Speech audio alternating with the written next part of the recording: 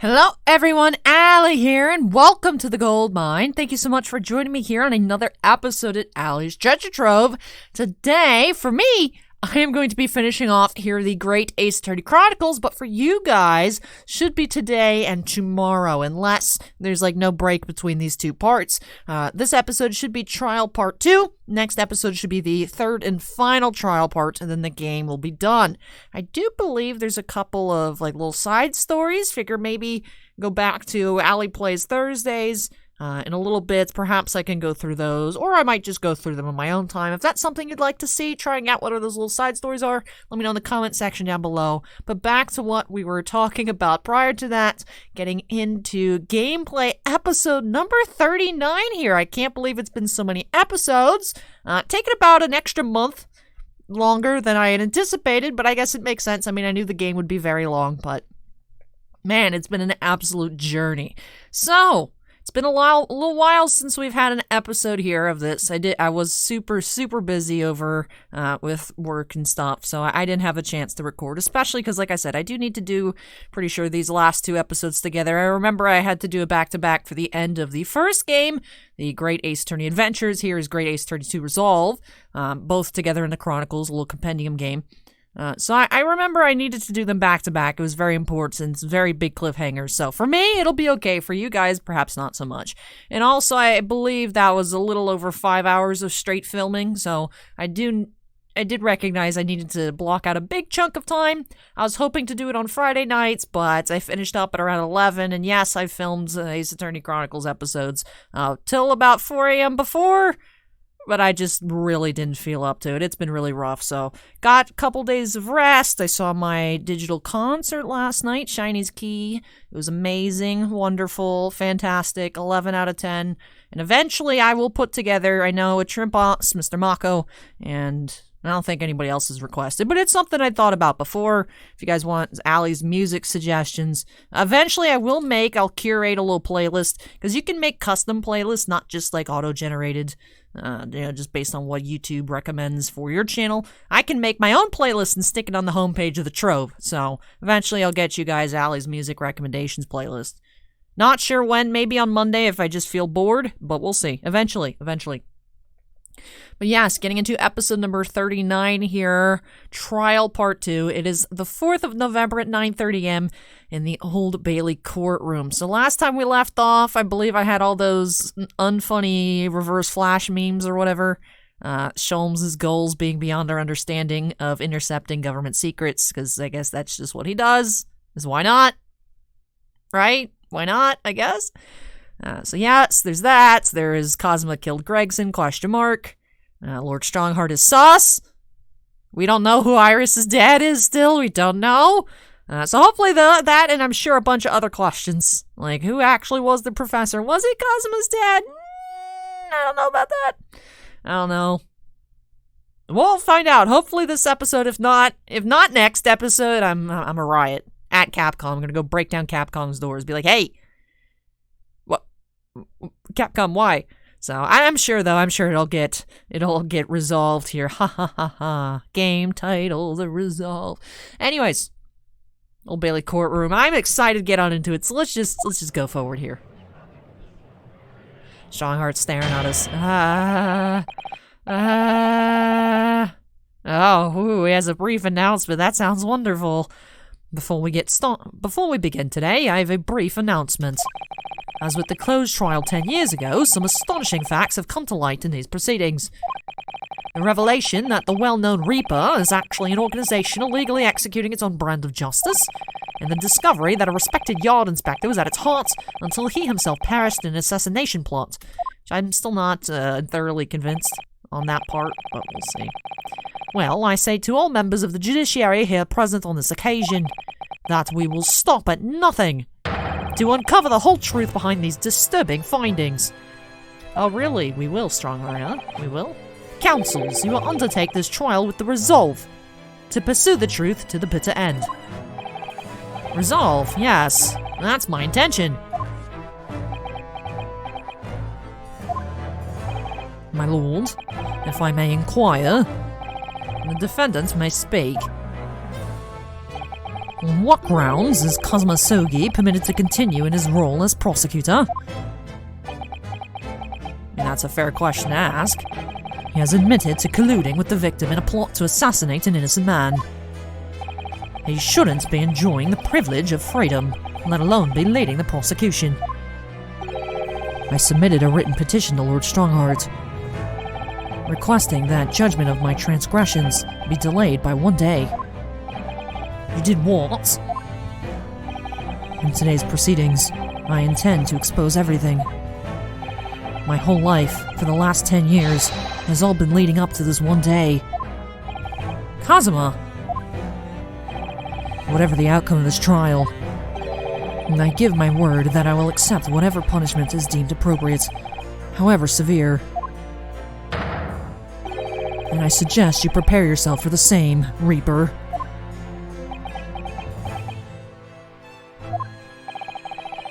Kazuma's bristling with hostility today. Now, you can get the distinct impression that we're heading into very dangerous territory. Is that really even Kazuma-sama standing before us? An extreme exception to normal practices, I have granted this prosecutor's request. The defense finds this acceptable, I presume. I guess. Yes, my lord. Sounds wonderful. In that case, in the name of Her Majesty the Queen, I hereby declare this court to be in session again. We've resumed the closed hearing of Park Blvd N Ste. The defense is ready, my lord. The prosecution is more than ready. Very well then. This preamble has taken long enough. Prosecutor Sogi, begin. As you wish, my lord. The prosecution calls the first witness to the stand. Bring Seishiro Jigoku into the courtroom. And at last, then, we've reached the final battle. He's putting literally everything on the line now in order to get to the truth. Come on, Ryunosuke. It's time for that steely resolve, because this is going to test it to the limit. My question is if I have been correct this whole time, and Strongheart sus is true, how do we even take care of Strongheart? He's literally the judge. We just prove he's guilty. He says, lol, nah. That's all he has to do is say no. Like, who's gonna stop him? I don't know. Witness, state your name and occupation for the courts. This music is fire, dude. Ah, so it was you who issued this, was it? Your subpoena. I did what was necessary. Ha ha ha ha ha! Well, look what the young man has become! I didn't think I'd see the day when you take that tone with me, I must say. The witness will ensure his responses are pertinent to the questions asked.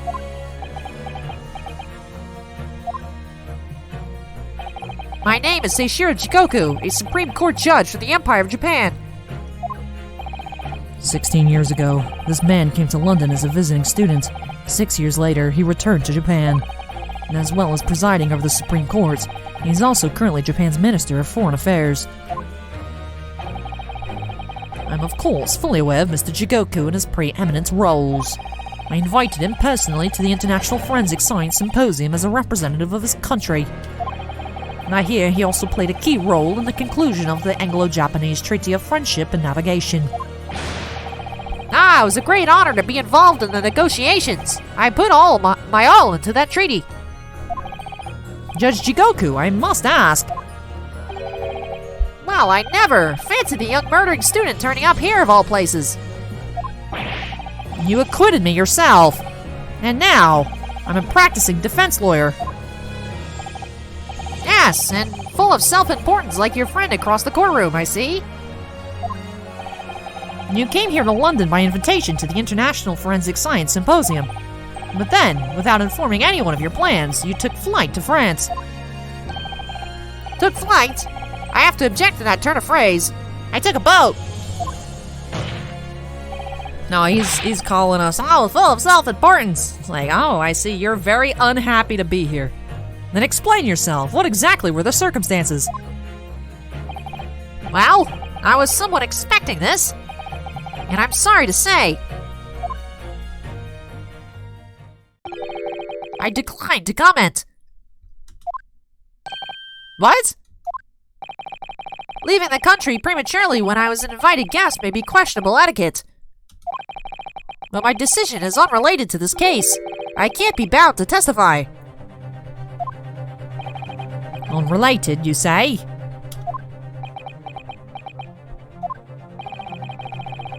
I appreciate that a respected police inspector has been killed, for which I offer my condolences. However, being an alien, I obviously never met the man, nor do I know the first thing about him. As such, I'm in no position to testify. It's as simple as that. So you would run from all this? Get him, Susato. Take him down. I beg your pardon. This case is more far-reaching than the murder of Inspector Gregson. It has ties to another murder, a case that was tried in Japan almost a year ago now. A year ago in Japan? The murder of Dr. John H. Wilson, you mean? That's right. And you, Judge Jigoku, are at the heart of both cases. The defense has evidence to prove it.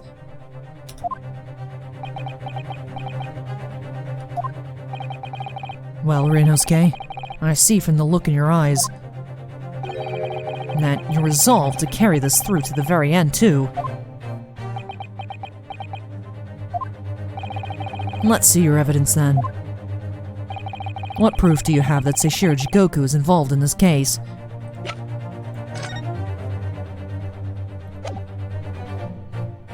Take that! This is a telegram detailing a communication sent between Britain and Japan approximately 1 year ago. The communication contained 4 names: K. Asogi, A. Shin, T. Gregson, and J. Wilson. Ooh, he angry. You little...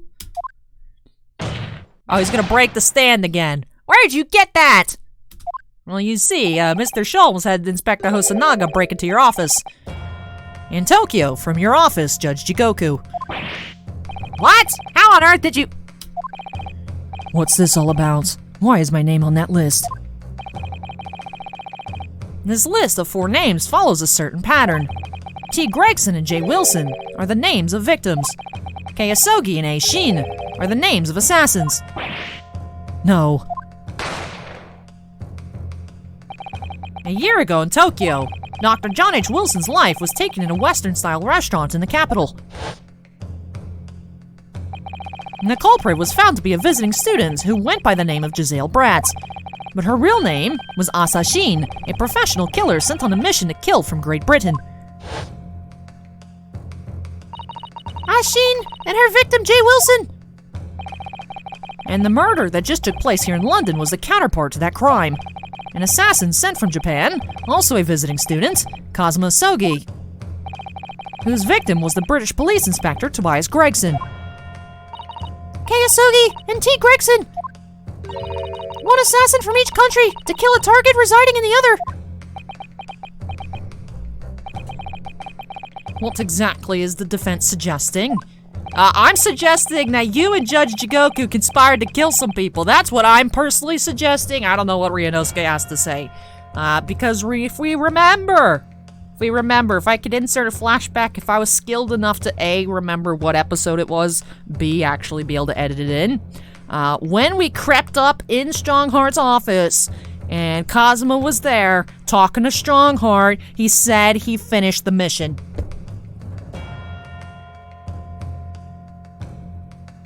That's when Kazuma disappeared for a day, and then he came back, and then, oh, look, Inspector Gregson turned up dead. Now, I don't know if Kazuma actually killed Gregson. It very most likely seems that way, or if Judge Jigoku actually did it. Because Judge Jigoku seems to be really trying to cover up for Kazuma. I don't know. I still don't like that they're trying to show that it's Gregson as the giving instructions to Asashin.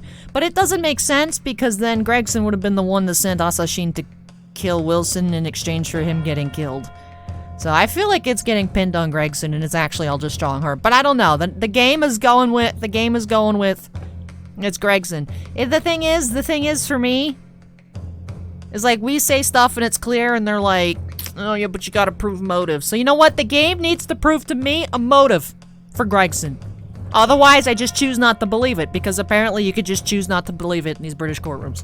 Well, if you don't have a motive, then it didn't happen, obviously. So, we'll see.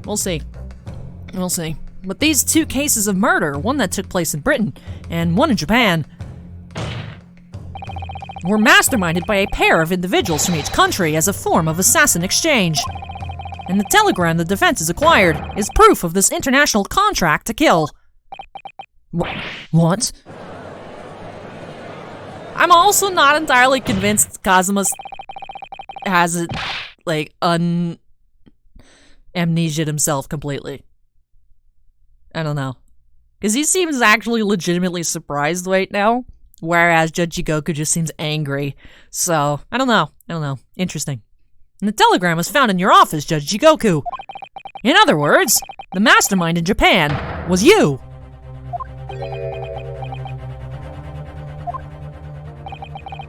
Judge Jigoku, what's this all about? Like, he seems legitimately confused right now. So I don't know if Kazuma meant, I don't know. And you, Kazuma, you lied. During yesterday's proceedings, you acknowledged that you'd accepted the assassination mission. But the mark wasn't Judge Jigoku at all. It was T. Gregson, Detective Inspector of Scotland Yard, as shown by the name on the killing contract. Very impressive, Ryunosuke. Alright, maybe he was just faking us out the whole time. But actually, I didn't lie. The name of the target I was ordered to kill never passed my lips yesterday. The idea that Seishiro Jigoku was the mark came entirely from you. Ah! So he did know the whole time. I don't like this. You deliberately avoided saying a name. The defense claims that these full names indicate some sort of international assassin exchange. Why on earth would anybody do that? I'm sure I'll speak for all present when I say that the very idea seems utterly absurd. Well, Mr. Jigoku, what do you have to say for yourself? Yo, Judge Jigoku, squeal on him so we can take him down too. Come on, man. We don't like Strongheart. His silence only goes to prove his guilt. Unfortunately, Ryunosuke Court doesn't work like that. There's another very important point that this new development brings to light. There's now a distinct possibility that the scene of Inspector Gregson's actual murder was in the witness's cabin aboard the SS Grouse.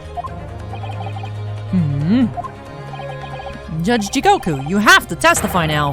To refuse would put you in contempt of court. It's like, when did you get so smart? Ha ha ha ha ha! There's no need for quite such a vicious stare, young man.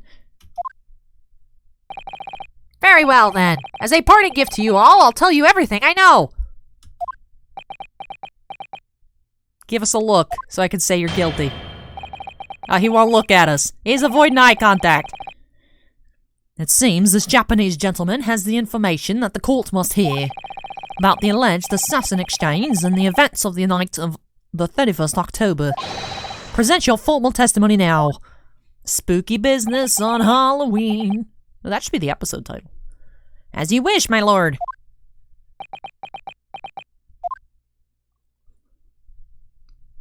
I'm so happy that Judge Jigoku, initially, Judge Jigoku wasn't, like, integral to the game. He was only that first court case. Because I was like, why did I choose this voice for him? This is horrendous. And I was like, yay, he's gone. Now he's back. Oh, the assassin exchange.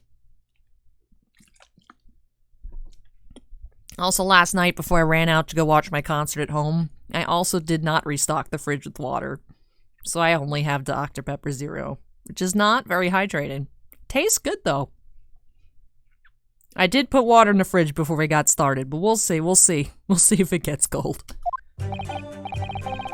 It's true that Kazuma Sogi was assigned the assassination mission 1 year ago now. Oh? The target was Inspector T. Gregson. That was a condition of the British study tour. However, in the end, something happened that meant the young man was unable to carry out his mission. On the evening in question, a member of the crew was on duty outside my cabin at all times. Chicken Stroganov. There had been a shot fired. The crewmen would have heard it, so clearly I can't be involved.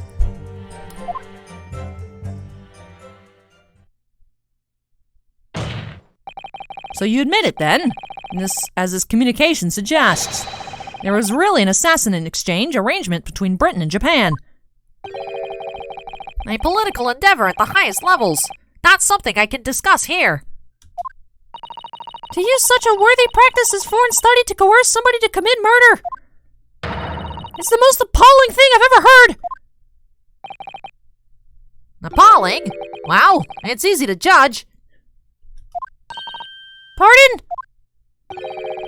Asogi had a reason for taking his sword to that British inspector, you know? What? Which is why he accepted the mission in the first place. Isn't that right, Counsel?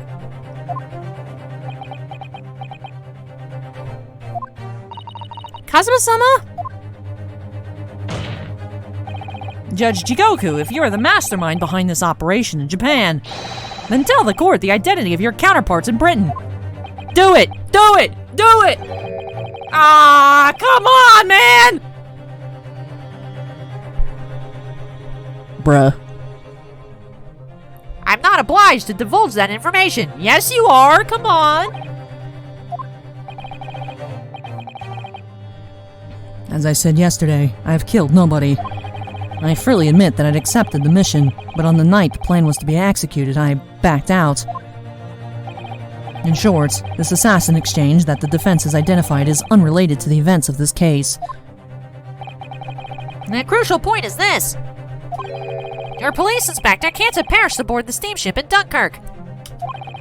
Because if he'd been shot in the cabin, it's inconceivable that a member of the crew wouldn't have heard it. That's right. Gregson was killed after returning to London, in the room on Fresno Street. And the perpetrator of the crime was the Reaper, Barak Van Zeeks. The prosecution's accusation remains unchanged.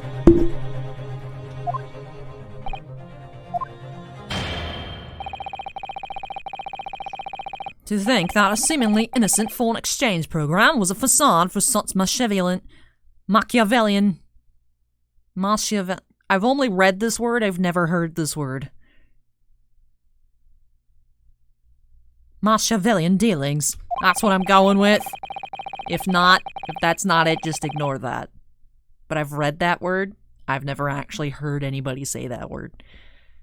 That actually happens with a lot of words. Unfortunate. Clearly, it's a ploy only a government minister and high-ranking judge such as the witness could hope to execute. Well, I seem to recall that it was someone on the British side who controlled everything. Be that as it may, it is not the place of this court to pursue this villainous assassin exchange plot. We are concerned only with the tangible events pertaining to the murder of Inspector Gregson. Is the defense clear on that point, counsel? Oh, I think we know somebody who likes to control everything.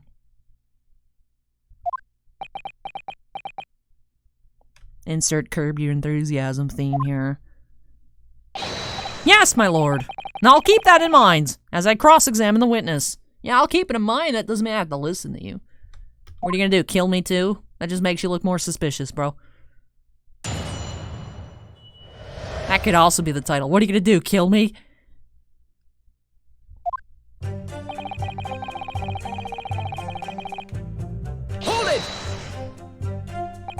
A year ago, when Kazuma was still in Japan then.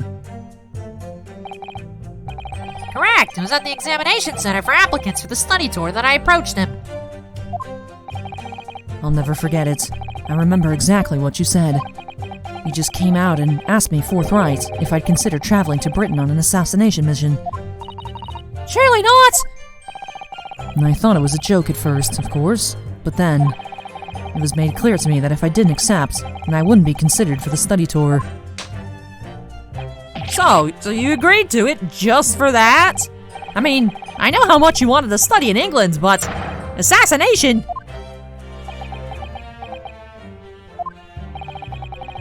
The Empire of Japan had accepted a proposal from the British Empire at the time. An agreement to send a student from each country to the others to deepen cultural understanding and friendship. With a side of murder, of course. But behind the scenes, the chosen students were to be given assassination missions. I had no choice but to accept the proposal that originated from my British counterpart. Why? Why didn't you expose the plot there and then?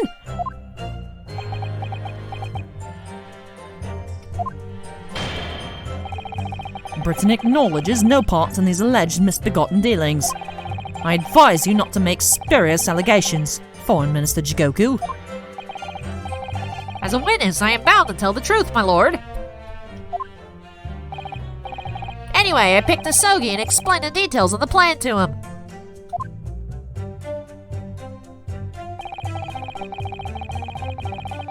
Hold it! Why Cosma? Why did you pick him as the assassin? He was the most capable of all the applicants, and in addition, I knew his desire to travel to Britain was very strong. In fact, it was almost more than a desire. It was his whole purpose in life. Yes, as his best friend, I can certainly attest to that. And the way he threw himself into his studies, the way he pursued becoming qualified as a lawyer, it was all ultimately for that one single goal of being accepted on a study tour to Britain. And of course, we know the reason behind that. He was determined to find out for himself the truth about his father, Genshin Asugi. There's nothing I wouldn't have done to get here. Be that agreeing to assume the role of an assassin, or betraying people's trust. Well, you certainly did a fine job of betraying mine, Asogi.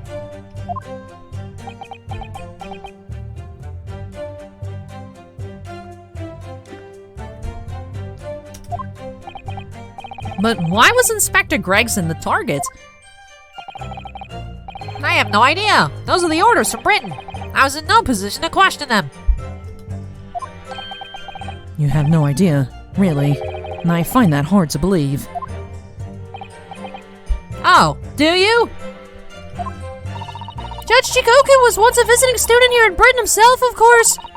Perhaps he has some connection with Inspector Gregson from that time. The defense really ought to catch up. With what? With the fact that the assassin exchange has absolutely nothing to do with the case under scrutiny here. Yes, I've already admitted to recruiting Asogi.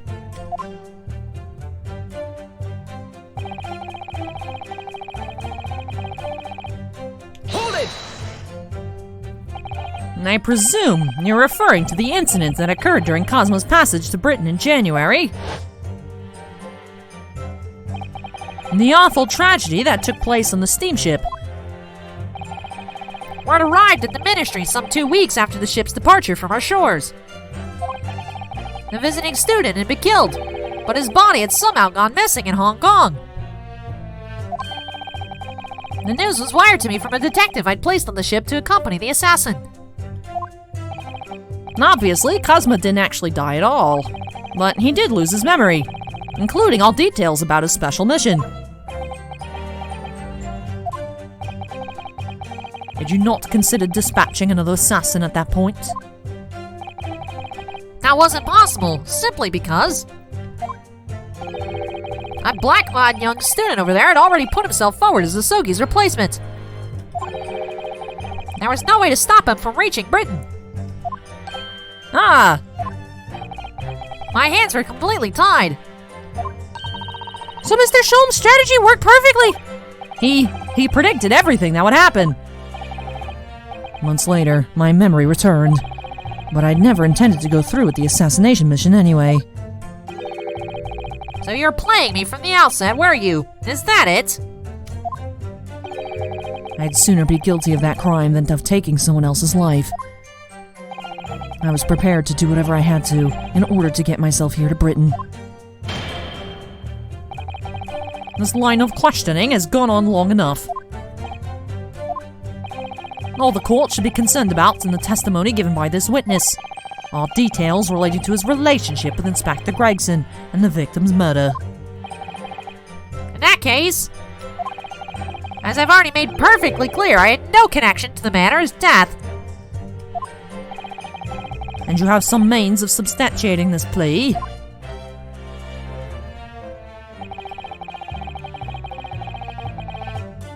Hold it! And outside your cabin in the first-class area of the SS Grouse, you mean? Yes, that's right.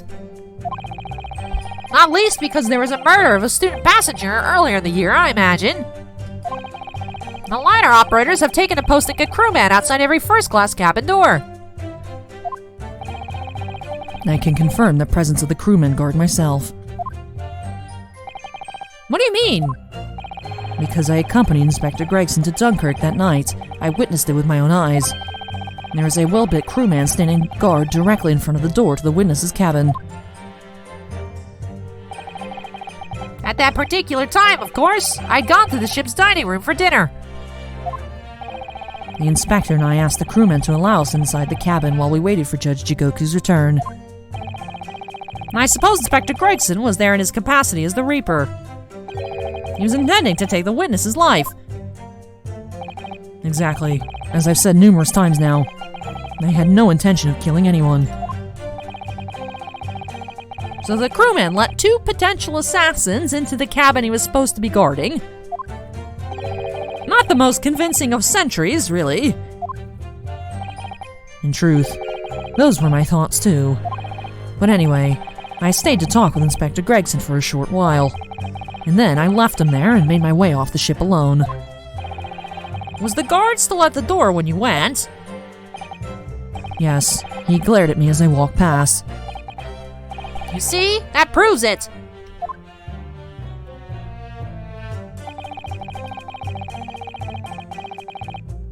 Hold it!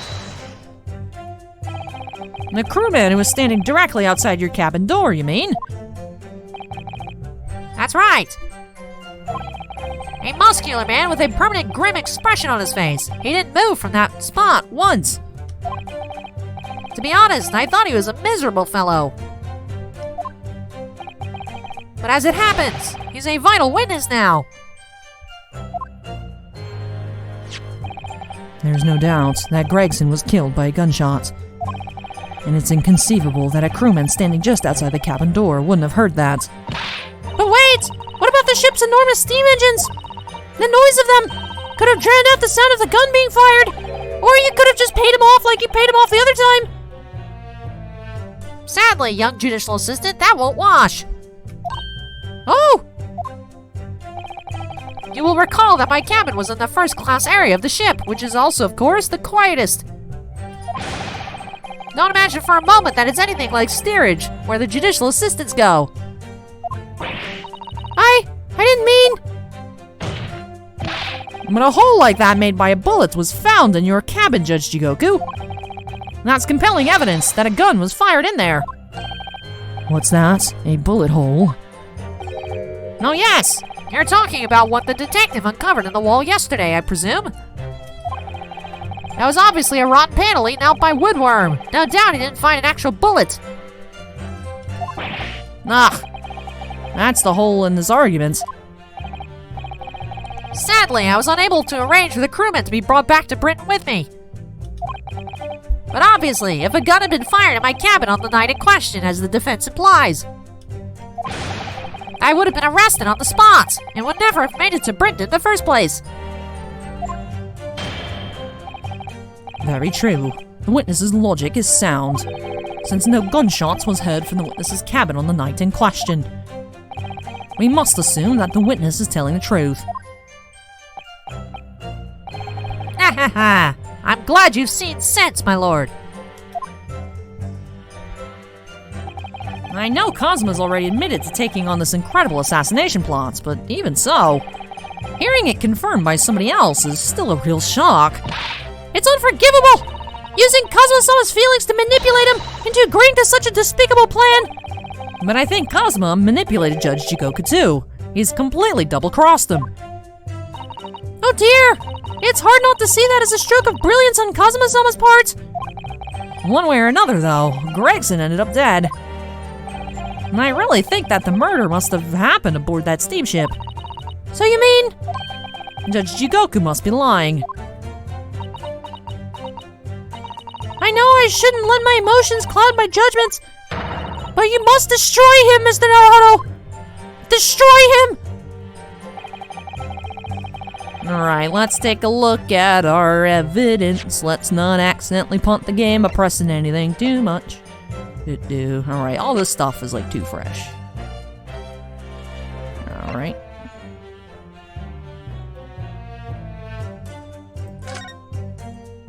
Let me inspect this. We haven't inspected this yet. You see these little things all over the place, don't you? It's the part on top of a pocket watch that you twist to set the time, isn't it? It's called the crown, I believe. A watch would be quite useless without one. The crown, like what sits on top of a monarch's head, has a very grand name for such a tiny part. But actually, yes, Mr. Naruto? If this is a crown, I have a feeling I might have seen a monarch around here somewhere with a very bare head. If by monarch you mean pocket watch, then I'm quite sure you have.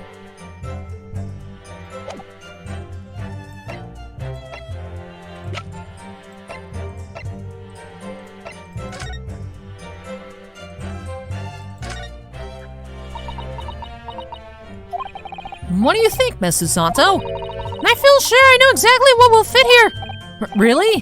I was just thinking precisely the same thing. We're about to see that the little round components is actually part of Inspector Gregson's broken pocket watch. Really? I was just thinking precisely that too.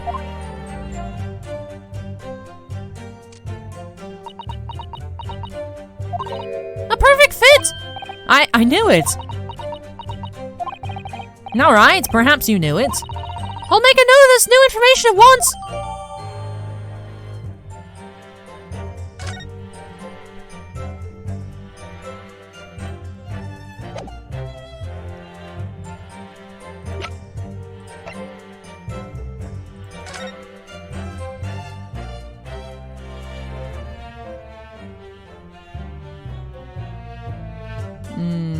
Oh, you could have shot him at 10.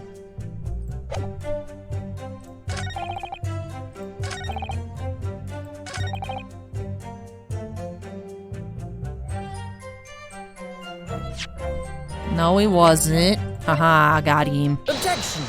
I would like to object to that statement. Yes, as the court has heard, there was a crewman posted outside Judge Jigoku's cabin, and for the moment, I need to take a Dr. Pepper Zero Sugar break. If I could get sponsored, that would be wonderful. It would also ruin my skin even more than it's already ruined, but I would still do it.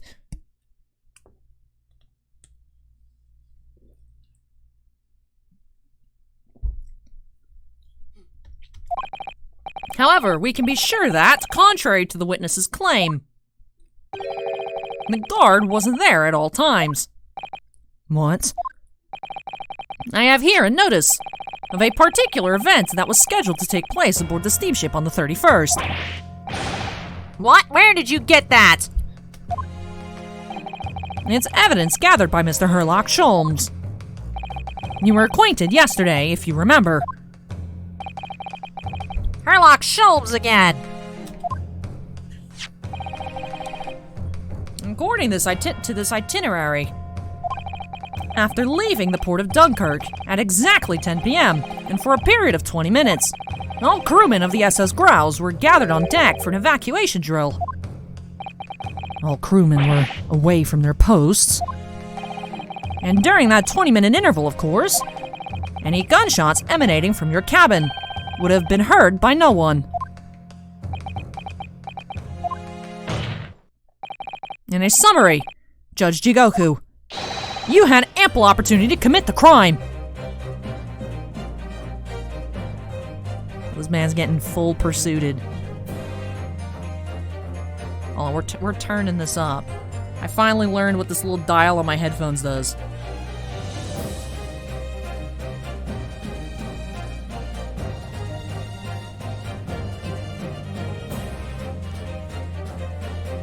We're coming to get you. Nah! Objection!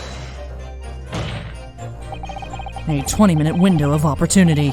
That's an excellent find, Renosuke. But it amounts to nothing. Why? Because the witness clearly stated in his testimony that no incident occurred in his cabin.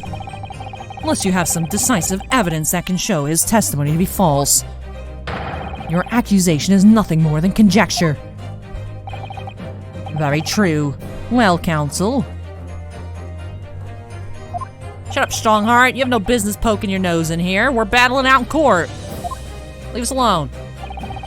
Inspector Gregson was killed in Judge Jigoku's cabin that night. I'm certain of it. Because the defense has the evidence to prove it. We'll present the evidence for the defense at once, counsel. What proof do you have that the victim's life was taken in Jigoku's cabin on Halloween? Take that! Judge Jigoku, this was found in your cabin yesterday. What is that? The crown of a pocket watch? A pocket watch? And if you'll observe, the victim's pocket watch, which we know he treasured, is missing precisely that part. It can't be. Moreover, this crown is a perfect fit on the spindle protruding from the victim's watch. Now, the fact that this was retrieved from Judge Jigoku's cabin tells us that the victim's watch almost certainly broke there. In other words, the victim was killed on the 31st during the 20-minute evacuation drill. In the cabin occupied by you, Judge Jigoku.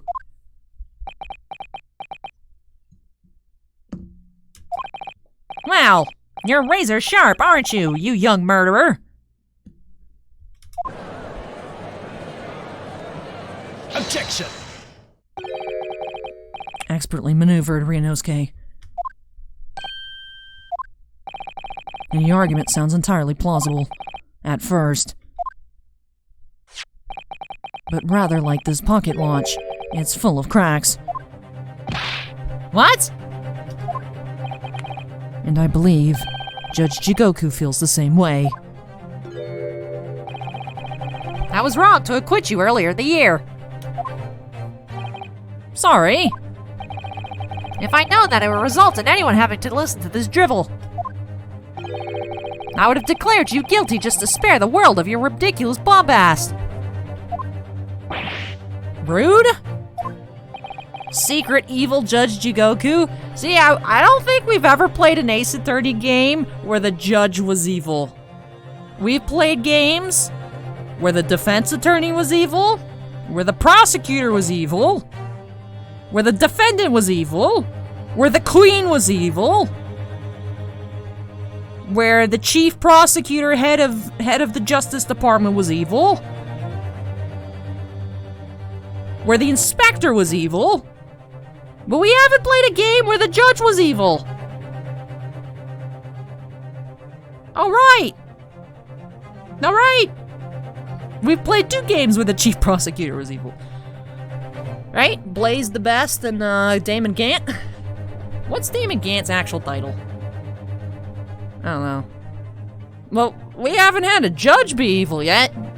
Judge Jigoku's filling in that crack. This is why we haven't gotten Ace Attorney 7 announcement, because there's no other people in the legal system that we haven't found as evil yet.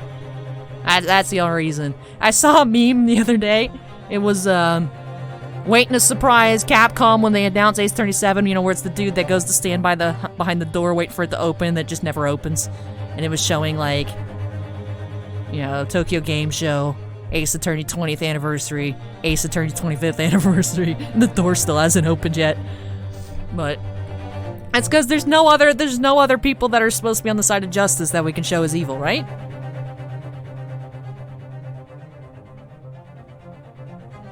I guess we could have a chief of police be evil.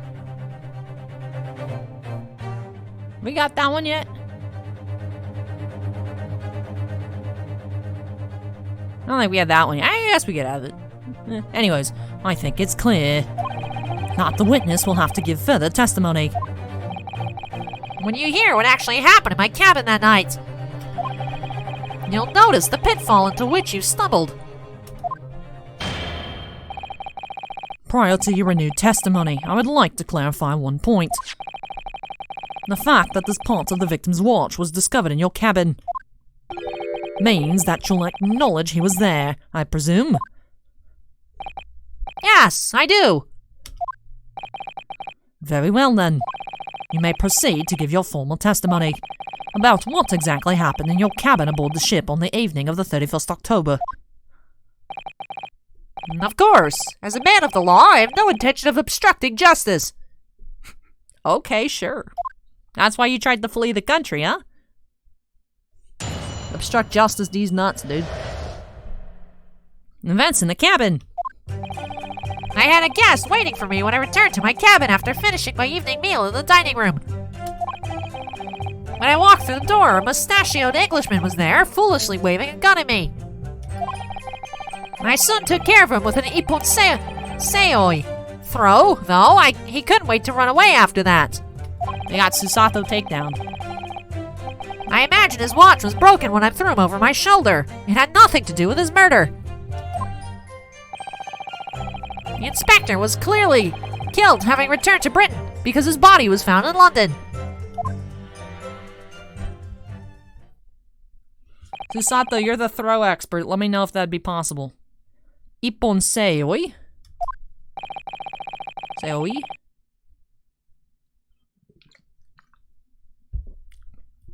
A common jujutsu, martial arts technique in my country. I was careful not to use too much force, but the man obviously landed too heavily for his watch to take. So, Ryunosuke Naruhodo, I imagine you can see the flaw in your logic now, can't you? What? The fact that the pocket watch was broken in the witness's cabin in no way proves that the victim's murder took place there. Ah! See, the thing is, one thing that, I've just learned to live with, but I remember the first time I was playing the first Ace Attorney game, is they do crap like this to you all the time, and it's like, okay, so if it doesn't prove my defendant innocent, then it doesn't prove my defendant guilty, but the prosecution's like, no, that's solid evidence. It's fine. It's fine. Like, the standards are so much higher for you, which makes sense, obviously, you know.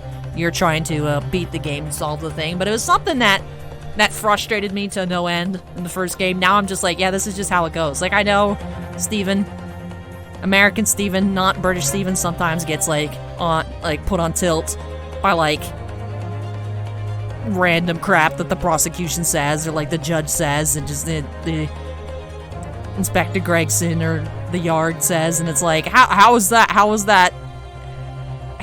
viable? How does that prove anything? It's like, that's just the way these games work. That's but stuff like that where it's like, oh, so having the watch broken in the cabin, I'm sure if Judge Jigoku was our defendant, the prosecution would be like, the fact that the watch was broken in the cabin means that he killed him, and the judge would be like, yup, sounds good, and the jury would be like, yup, sounds good, but if we say it, nah, it's not good enough.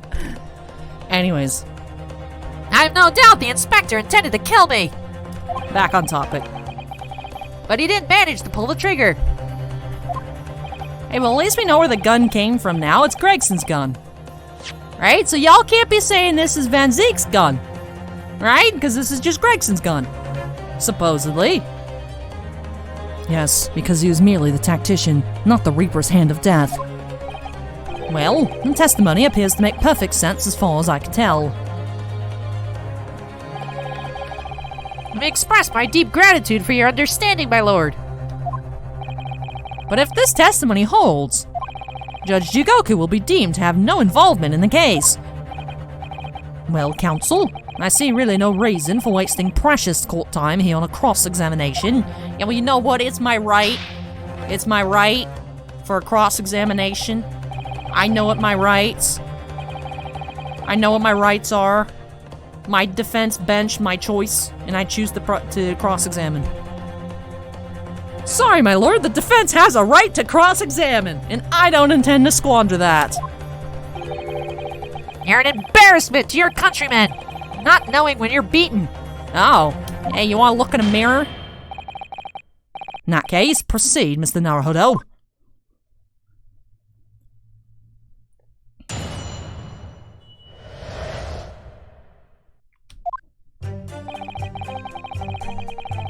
Just a singular guest. Hold it! Because the so-called guard posted at your cabin door. It just let your killer pass, you mean? Apparently, Gregson told the crewman he was a police inspector, which was the truth, of course. He wouldn't have had his identification with him, though.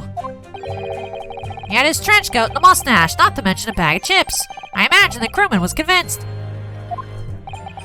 But the man accompanying him would have had 2 swords slung around his waist. You mean, me? Yeah, you! Who else? Yes, that's true. You would have hoped the sight of a few swords might have set off alarm bells in the guard's head.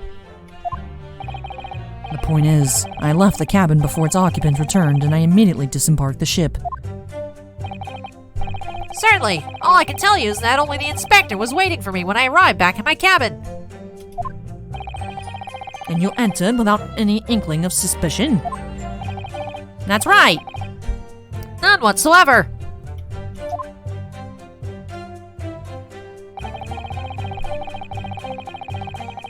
Hold it!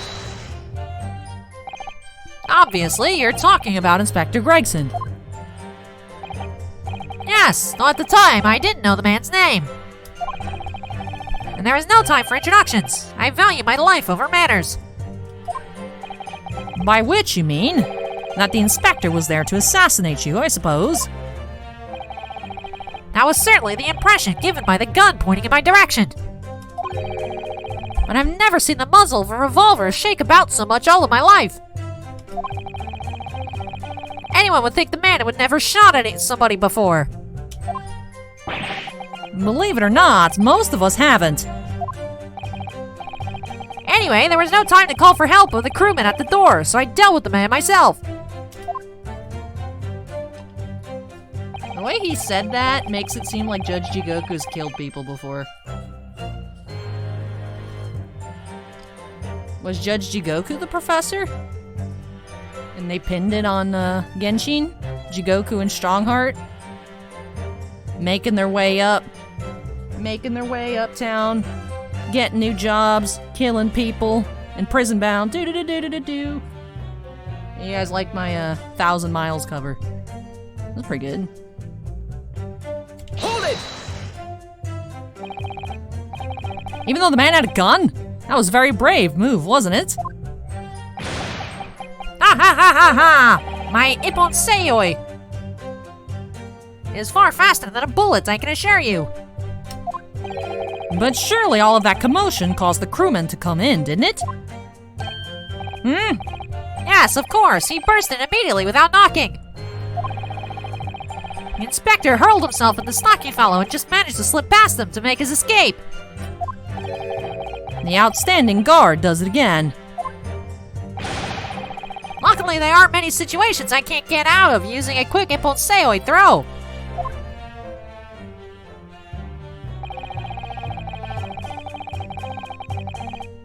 Hold it! And the crown snapped off, and the glass covering in the face of the watch was cracked. Preferable to the man's head being pulled off for his spine cracking, wouldn't you say?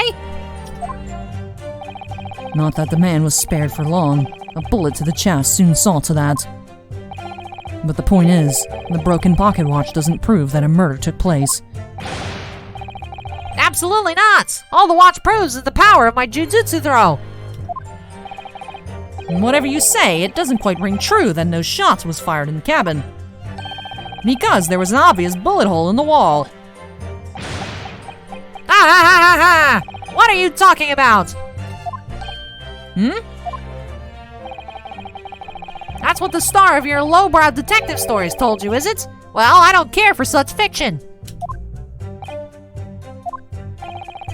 Haven't you worked it out yet, you little stripling? No murder took place in my cabin. I do find it weird there's no blood on the wall. Hold it! But there's no evidence that proves the victim ever returned to London alive. Just take a moment to think that idea of yours through now, Stripling. What?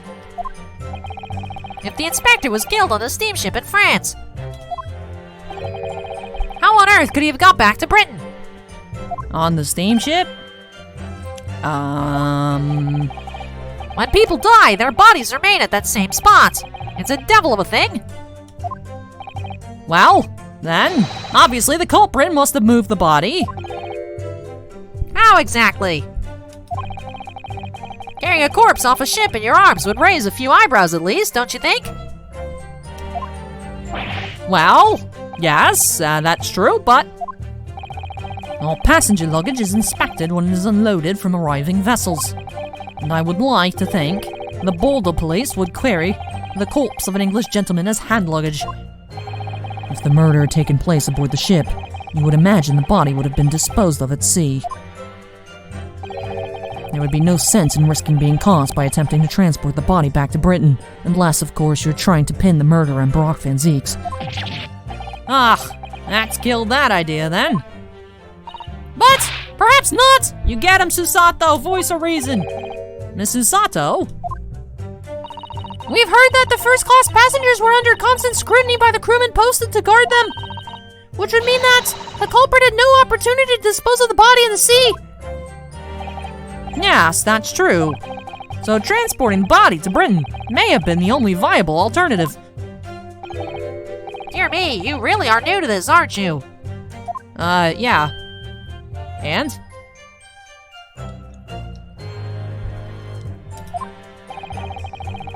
I thought I'd been perfectly clear, but it seems I'm going to have to explain it in words you can understand. I think I ought to alter my testimony, with your consent, of course, my lord. I have no objection. State your amended testimony now. There's no possible way I could have transported the victim's corpse back to Britain. Hold it! There's an idea. Think about it, Stripling. All passengers and crew disembarked at the same time and passed through the same checks at the border. The symposium guests were then driven straight to the hotels in carriages organized by the ministry. And we met you as soon as you arrived at the hotel. So you did. Well then, remind me, did I have a corpse over my shoulder at the time? What? No? So we're in agreement then. I couldn't possibly have brought the inspector's body back to Britain. Unless, of course, they've developed some clever device these days to instantly move things from A to B. Funny you should say that. Professor Harebrained would like a word. Professor Harebrain's invention didn't actually work, if you remember, Mr. Naruhodo. Yes, of course. The defense has become unusually quiet, I notice. Yes, because there's really nothing more to say. So that's his story. Well, I suppose if you think about it, whenever you drop a teacup in the office and it breaks, we don't say, Mr. Naruhodo must have been murdered in there, do we? Is that a veiled threat about what might happen to me if I break another one? And the fact is that Inspector Gregson's body was found in the little room on Fresno Street, but now that you mention it, that might have been a little threat. If he really was killed in Judge Jigoku's cabin, the body would have to have been moved somehow, obviously. Transporting a dead body over a country border, that would be impossible for the majority of people. So there must have been some special circumstances that made it possible for the culprit then. That could be a vital realization, I think, Mr. Naruhodo. Look at our evidence. Do do do do do do do do do.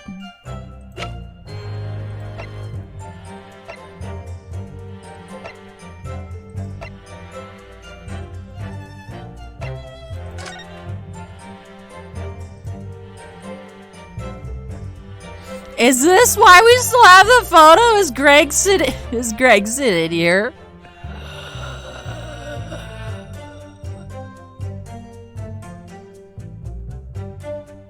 Bruh, do you have a body in here? Is this why this is in evidence?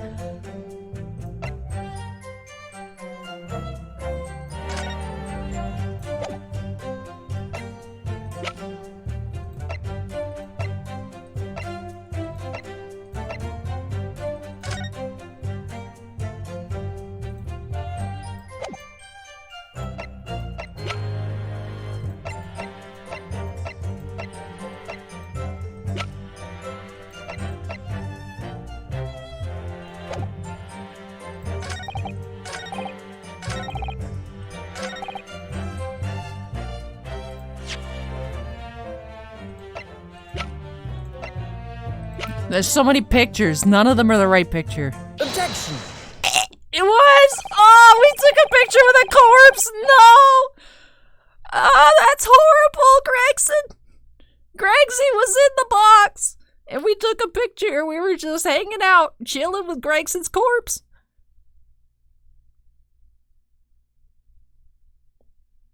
Yikes! And there's no possible way you could have moved Inspector Gregson's body, you say? And I would say the opposite is true. And what's that supposed to mean? Means you brought the body into Britain. Far from being impossible for you to do. The transporting of Inspector Gregson's body back to Britain is something only you could do. What are you talking about, Ryunosuke? And as well as being a judge, Mr. Jigoku is also Japan's Minister of Foreign Affairs. Which means he's exempt from having his luggage searched when he enters the country. We learned that when we first met you upon your arrival in London. Wow, all those passport checks and luggage searches at the border took rather a lot of time. I must say, I'm very envious of your ministerial status. You didn't have to go through any of that, did you? Gregson's just chilling, dead inside the bag. I don't like it. That's so disrespectful. I knew you were jealous. Ha ha ha ha. This seemed like such a fun conversation. You know, like a week and a half ago, this was just fun. And I presume you recall this, Judge Jigoku. It's a photograph we took in the foyer of the hotel to mark the occasion. And as the court will note, you have with you your large travel trunk. Large enough, in fact, to have a corpse inside. Mr. Naruhodo, surely you're not suggesting that I took a picture with a corpse? I'm afraid I am, yes. 3 days ago, when we were chatting innocently with the new arrivals from Japan in the hotel, the body of Inspector Gregson was just meters away from us, inside Judge Jigoku's trunk.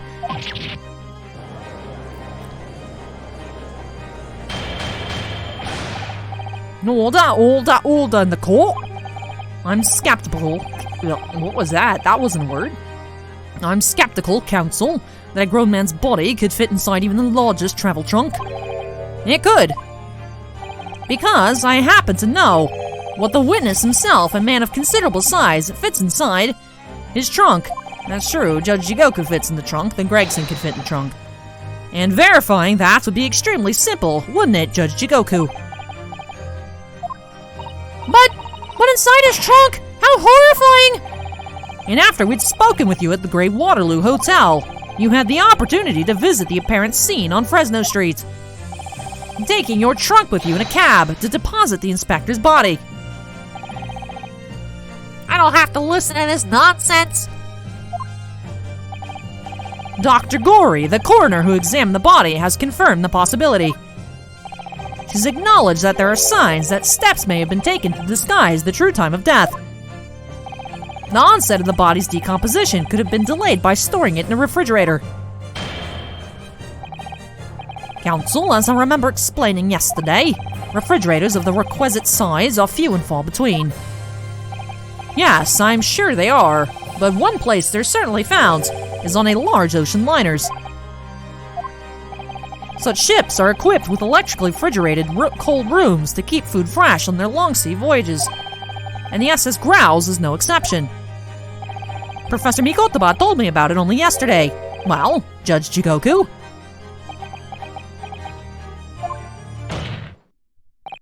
However much you prolong this debate, You can't eliminate the truth. And all the evidence points to you being the killer. Ha ha ha ha ha! Wow, this is all very heartening. I can see that it was a wise move, letting Asogi and you embark on this study tour. What are you talking about now? Logical reasoning, of course. All court proceedings will be built on logical reasoning in the new century. And I can see that you've both laid firm foundations for that already. Judge Jikoku, please stop diverting attention from the issue at hand. The defense has made an accusation against you. How do you respond? Susato gets down to business to defeat the judge. Respond? There's really no need for me to respond, is there? Why ever not? Because before you can even begin to answer the question of when the victim was killed, you must first establish one key fact. I swear if this man says motive. Okay. Where was the victim killed? It's quite logical. An actual scene of the crime. The prosecution's stance is unaltered. The killing took place on Fresno Street when the gunshot was heard. As the accused, Barat Van Zeeks, shot the victim at point-blank range. Since no tangible evidence exists to disprove the prosecution's claim at this time, the defense's deductions amount to little more than an elaborate fairy tale. I'm afraid that's how the logical reasoning the British are known for really works, young stripling.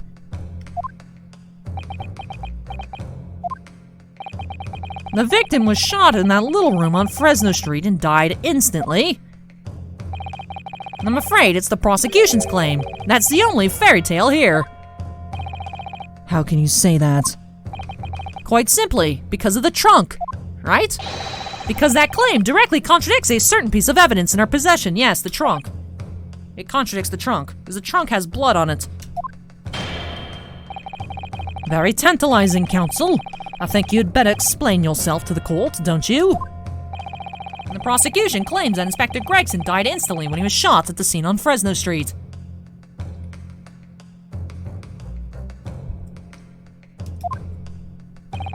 But this evidence clearly contradicts that claim.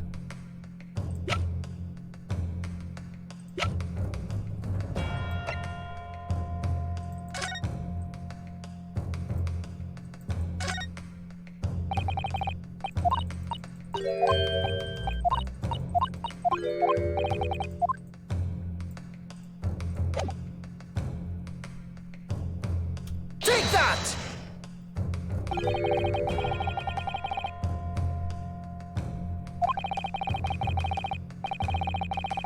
Ugh, is it not the trunk?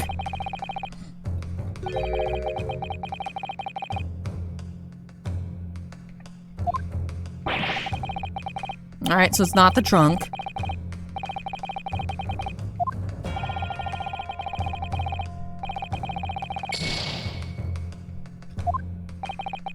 Was the victim killed in the room on Fresno Street?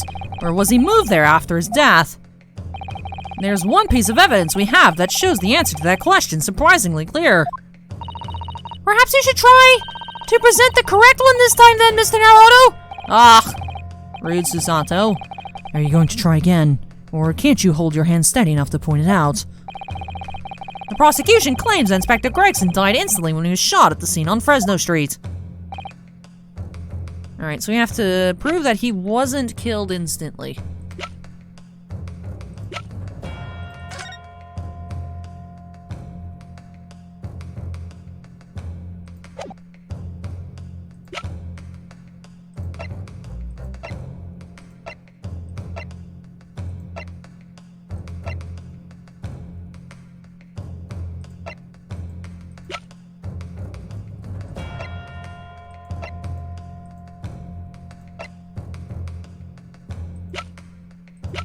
Yeah, I don't know what it is, honestly, if it's not the trunk.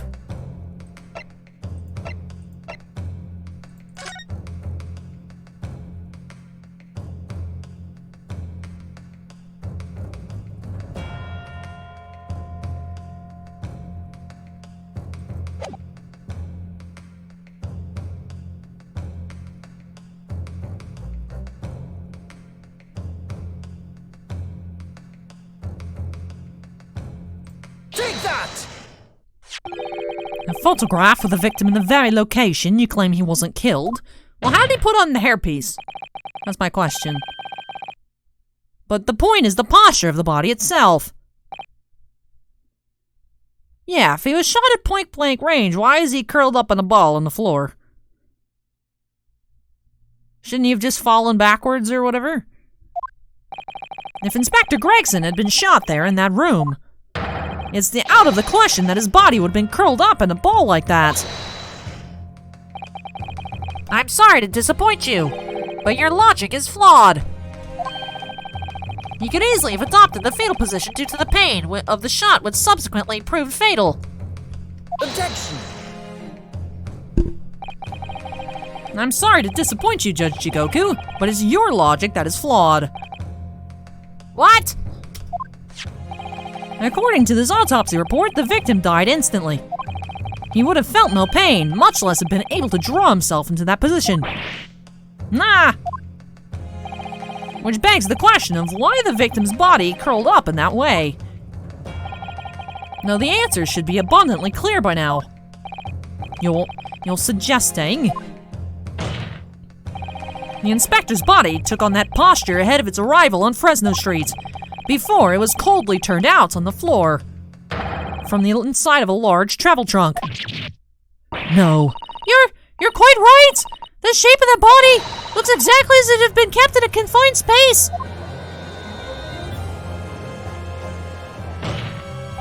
Judge Jigoku, present your trunk for examination. And I believe it's very possible that it will contain traces of the victim's blood.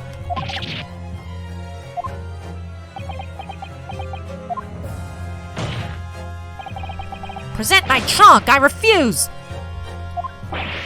What? And on what grounds? I'm the Minister of Foreign Affairs from the Empire of Japan. I shouldn't have to put up with this treatment just because of some stripling's baseless accusations.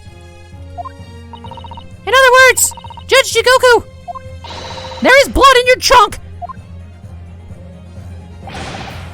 I decline to answer that. As the Minister of Foreign Affairs, I have privileges that allow me... At this moment, you're not a government minister. You are a witness in a trial in Britain's highest court. I don't care who you are, or what your status outside this courtroom might be. You will not withhold information. Nothing is more important than the truth. Ah!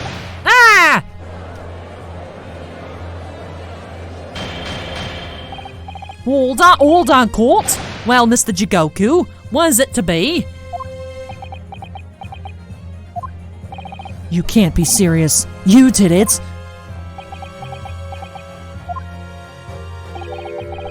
Have you no shame at all, Kazuma Asogi? What? Very well, I admit it. I did bring the inspector's body into the country. Inside my trunk, exactly as postulated by the defense. What? You... Dear Gold, outrageous. So it was you. You admit to... No! I admit to nothing more than what I've said. Of killing the man, I certainly have no recollection. What on earth is that cryptic statement supposed to mean? I merely disposed of the inspector's body, which was left in my cabin. In order to avoid unwanted attention. As the judicial assistant over there pointed out, I had no chance to throw it into the ocean. So I decided my only option was to bring it into Britain with me and dispose of it somewhere else. You can't still deny it. If you didn't do it, then who on earth did kill the man? As you know, there was one other person in my cabin that night. He had the opportunity. And moreover, he'd already accepted a mission to take the inspector's life. Oh! That's right! Who else could it have been? It was you, Kazuma Asogi!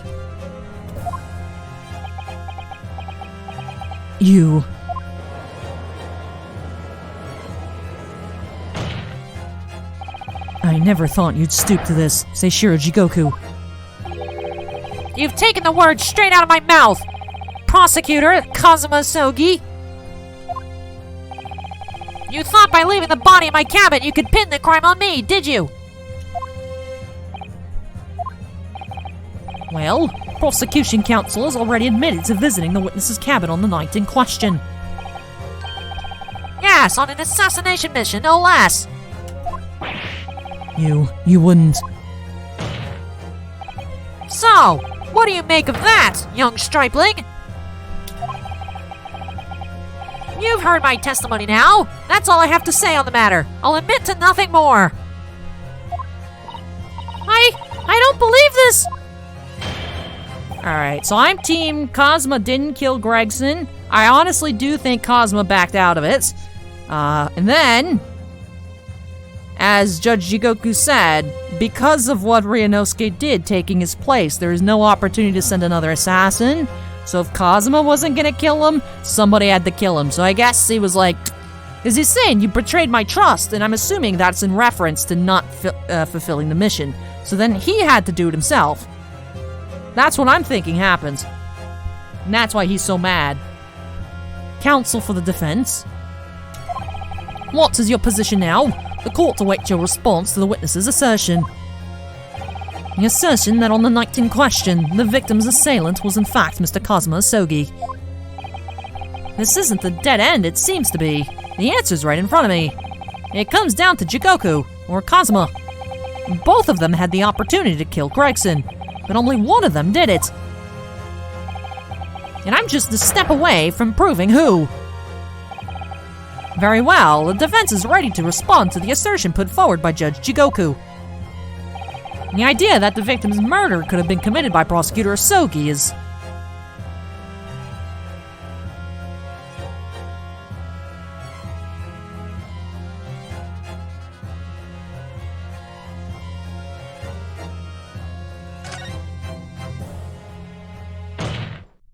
Judge Jigoku, let me remind you of something you said only a few minutes ago.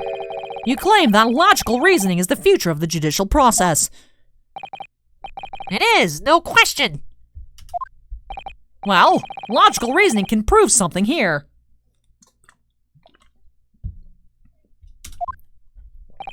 Namely, that it would have been impossible for Prosecutor Sogi to commit the crime. What? The court will only accept an argument that is supported by compelling evidence. So present what you have, counsel. What proof is there that allegedly demonstrates the impossibility of us Prosecutor Sogi's involvement?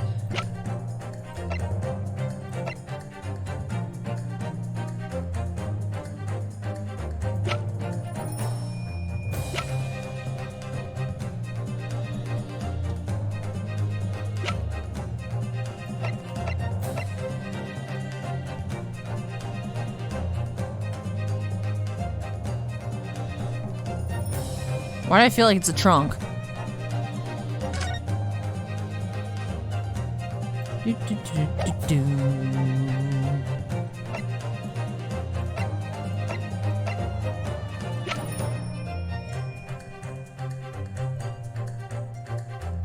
I'm gonna present the sword. Take that! You're making the evidence weep here, Ryunosuke. That's not the right voice. Sorry! Every piece of evidence has a role to play in arriving at the truth. They're not playthings you can toss around the courtroom for entertainment. Oh, okay. Never mind the evidence! You're about to make me weep, Mr. Naruto! Oh no, I can't upset Susato-san, or I'll end up being upset too! Alright. We know a member of the crew was on sentry duty outside the first-class cabins nearly all the time. So as long as the guard was there, it would have been impossible to fire a shot without it being heard. And that very much narrows down when the crime could have been committed. The court. Alright, well.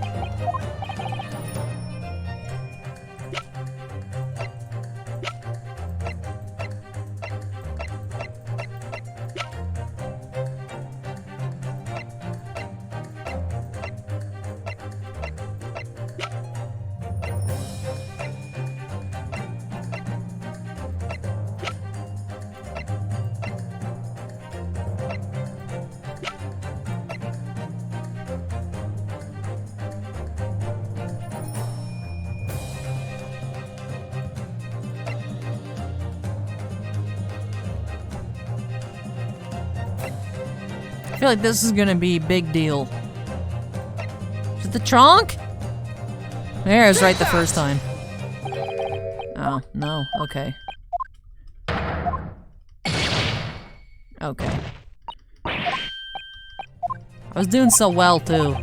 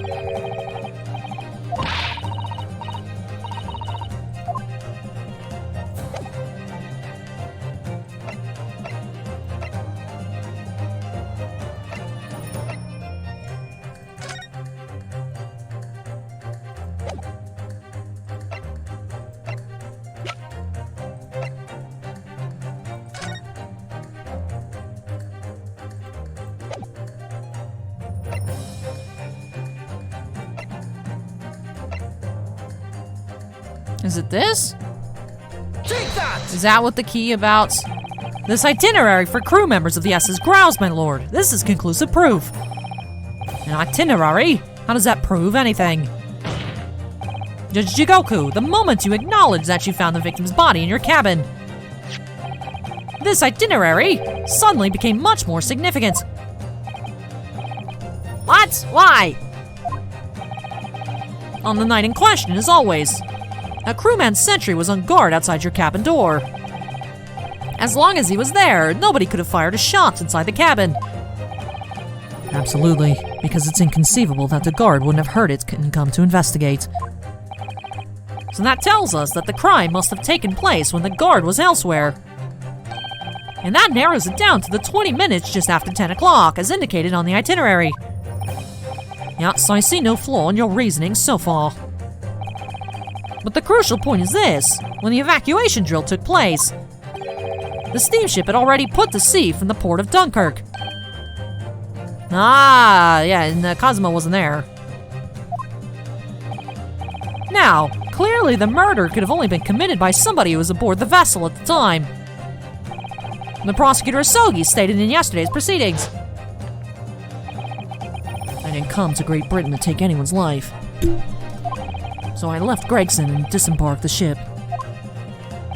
I spent that night at a boarding house in the town and returned to England the following morning. Which I'm sure the courts will agree is conclusive proof that Cosmo Sogi couldn't possibly have carried out the killing. We got jam. We got jam.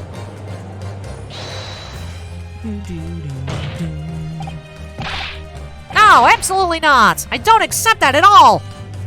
You don't have to accept it. That's just what it is. What do you mean? Moy's just saying that to exonerate himself. We can't trust that he really disembarked the vessel.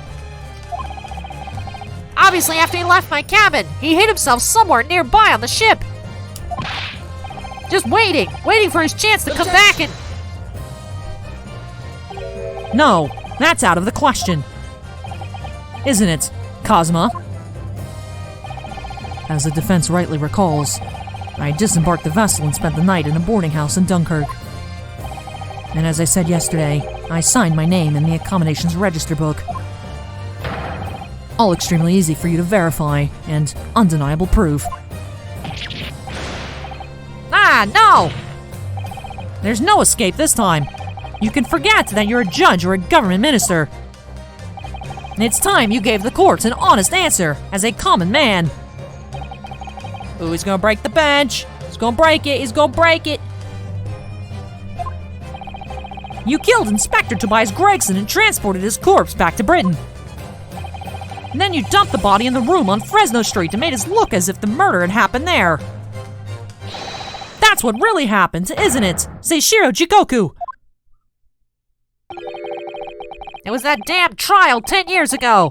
That's when all this began. Ooh, here it comes. Looking back now, my fate was decided that day. I was doomed already.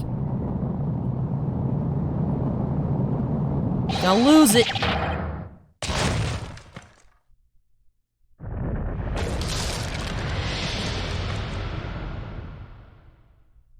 Where'd the pieces go? It's over! My life is over! Yeah, probably, to be fair.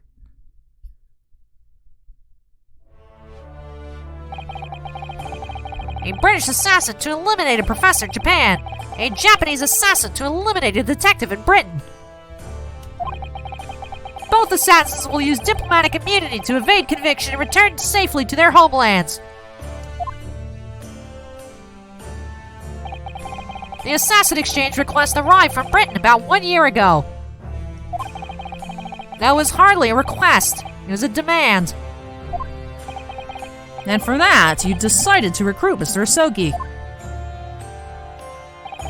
But things didn't go according to plan. Your chosen assassin never made it to Britain. And you found yourself unable to dispatch a replacement. Because I was already on my way to Britain at that time in Cosmo's place. And that left me with only one option for carrying out my obligation. To eliminate the mark myself, personally. Of course, there was but a single opportunity for me to do that. The International Forensic Science Symposium, I presume? That's right. I decided it would be safest to carry out the plan before my arrival in Britain. So I enlisted the help of my British counterparts and made arrangement for a pretext that would take the inspector to Dunkirk. To lure the man in, he was given a sham mission by the Reaper. What? The Reaper? But there's only one person could have done that. The mastermind of the entire operation. The Reaper himself. Ah! So, that means that the assassin exchange was... It was all planned by the Reaper! I'm not at liberty to say anything about my British counterparts. Anyway, the inspector accepted the Reaper's mission and dutifully infiltrated my cabin on the steamship.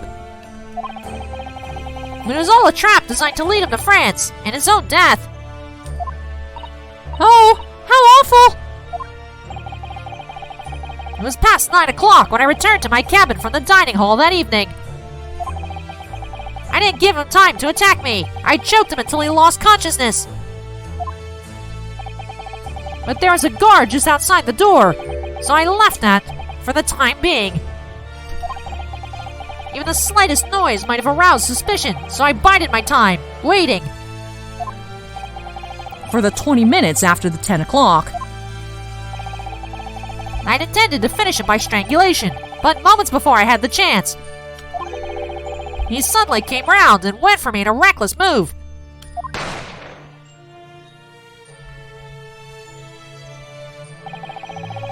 I'd received the British-issue gun 16 years earlier, being a member of the judiciary as a visiting student. Oh, okay. I never imagined I'd have to use it for something like that. So the revolver belongs to you, does it? And then the victim was killed inside your cabin on the SS Grouse. Which begs the question of why you arranged for his body to be discovered in the room on Fresno Street. The young judicial assistant over there has already answered the question. There was no way I could take the body up on deck to throw it over the side. That's precisely where all the crewmen were gathered for the evacuation drill. So before the first-class cabin sentries returned, I took the corpse to the refrigeration room. And then on arriving in Dover, you concealed the body in your trunk in order to smuggle it past border police.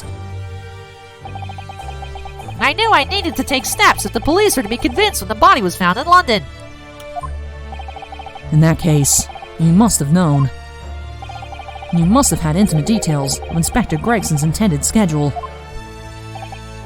Yes, my British counterpart sent me everything I needed to know. The inspector was due at Fresno Street at 5 o'clock that afternoon, in order to meet with a man by the name of Hugh Boone, from whom he would take back his police identification. Nah. I decided that the man would be a perfect person to set up as the culprit. So I took a hackney carriage over there with the body still in my trunk. That must have been just after we took this photograph of you at the hotel then. Yes, I wasn't expecting a welcoming committee. I was more than a little nervous. On Fresno Street, I spotted a young girl selling little firecrackers. Miss Venus, of course. I conceived of the candle trick there and then. So I donned a simple disguise and approached the girl to buy enough firecrackers to replicate a gunshot. What sort of disguise?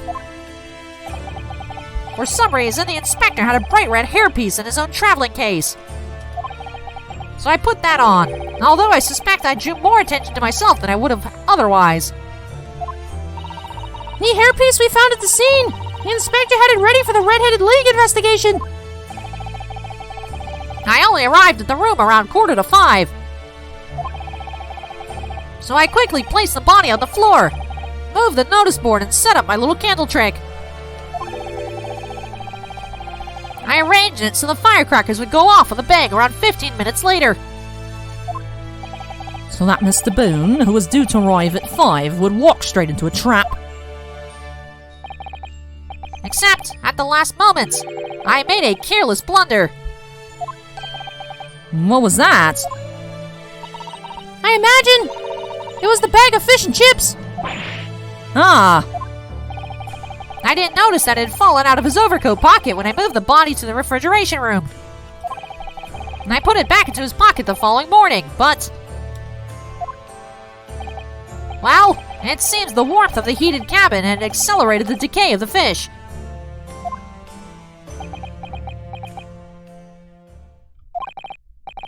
Anyway, that's everything.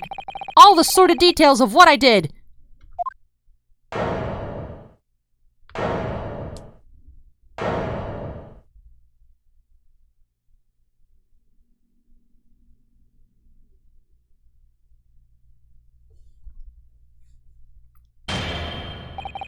I've heard enough. We've arrived at the truth about the murder of one of the country's most capable and respected police inspectors. The witness will be tried in the coming days. For a crime of such vile nature, you can expect the most severe penalty.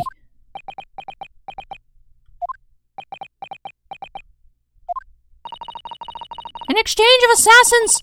What a foolhardy idea! Mr. Jigoku, one last detail. Who is your counterpart in Britain? Who was the mastermind behind the assassin exchange? Nothing you say now can make matters any worse for you. Just tell us. Enough!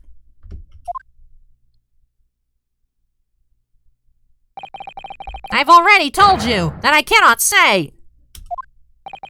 Even though, as things stand, you may very well never set your foot in your homeland again.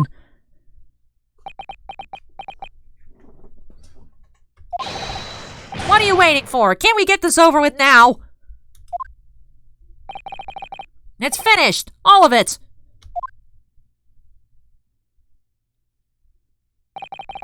I'm finished.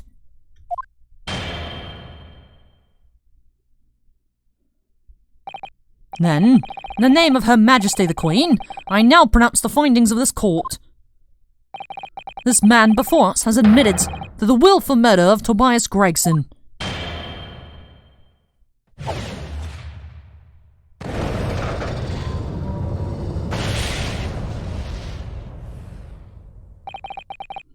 Taishiro Jigoku, it is the opinion of this court that you should be found. Wasn't this the trial of Park Blvd N Ste? Is this how this works? And may I remind all those present of the strict confidentiality demanded by this closed court. I don't know. Is that a mistrial? How does that work? Moments ago, Mr. Jigoku signed a written confession, admitting to the murder of Inspector Gregson and the subsequent conveyance of the body. In short, the defendant's innocence has therefore been established beyond doubt. Oh, wonderful! Well done, Mr. Naruhodo! Yes, thank you. Is something wrong? Yeah, something's very wrong, Susato. I'm just a little troubled. By his silence. The true identity of the Reaper of the Bailey in this extraordinary assassin exchange. We do remain in the dark about these mysteries. However, insofar as the indictment brought against the defendants in this trial, we have reached a conclusion. And I have every intention of pursuing both mysteries. As prosecutor. As you wish. Now for the formal adjudication. I hereby declare the defendant Park Blvd N Ste. Objection!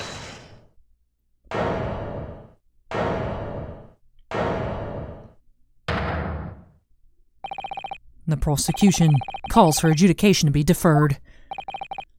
Counsel? The accused innocence hasn't been fully established at all, and therefore, it would be wrong to deliver a verdict at this time. That's the prosecution's unwavering position. What? But Judge Jigoku has already confessed! Nevertheless, Park Blvd N Ste has committed crimes for which he must be punished. Well, it would appear you have information that the court needs to hear, Prosecutor Sogi. Certainly, the murder of Inspector Gregson was actually carried out by Seishiro Jigoku, but it's clear from the witness's testimony that he was coerced into complying with the plot, into the sick, merciless assassin exchange. That may be true, but... So what I want to know is, who coerced Jigoku? Who was pulling the strings? The victim went to France having been ordered on a mission for the Reaper, only to be murdered. In other words, the mastermind behind the assassin exchange is someone in a position to give such an order. As we've already established, the Reaper himself. Well, certainly, that would appear to follow. The prosecution hereby formally accuses the man in the dock, Park Blvd N Ste, of being the Reaper of the Bailey, and furthermore, I'm going to prove his guilt beyond all reasonable doubt. What?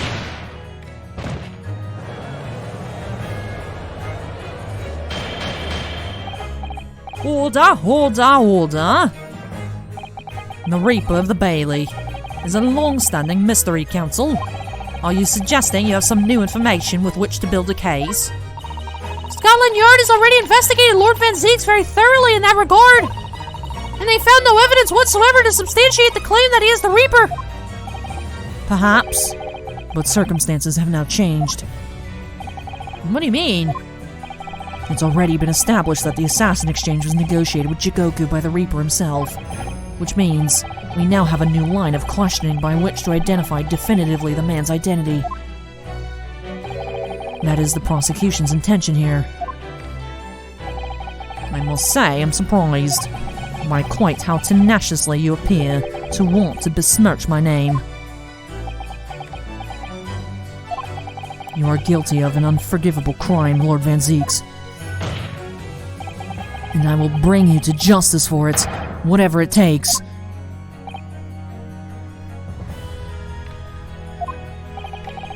That explains Cosmo's silence before. He'll stop at nothing to finish what Lord Van Zeeks unwittingly started 10 years ago. Very well. While it's extremely irregular, I cannot pass up the opportunity to murder Park Blvd N Ste. I will on this occasion grant the prosecution further opportunity for witness testimony. The defendant will disclose any and all involvement he had with the Reaper in the assassin exchange. And I thank you, my lord, for guiding the court so wisely. And I hereby declare this court to be in session for a supplementary hearing.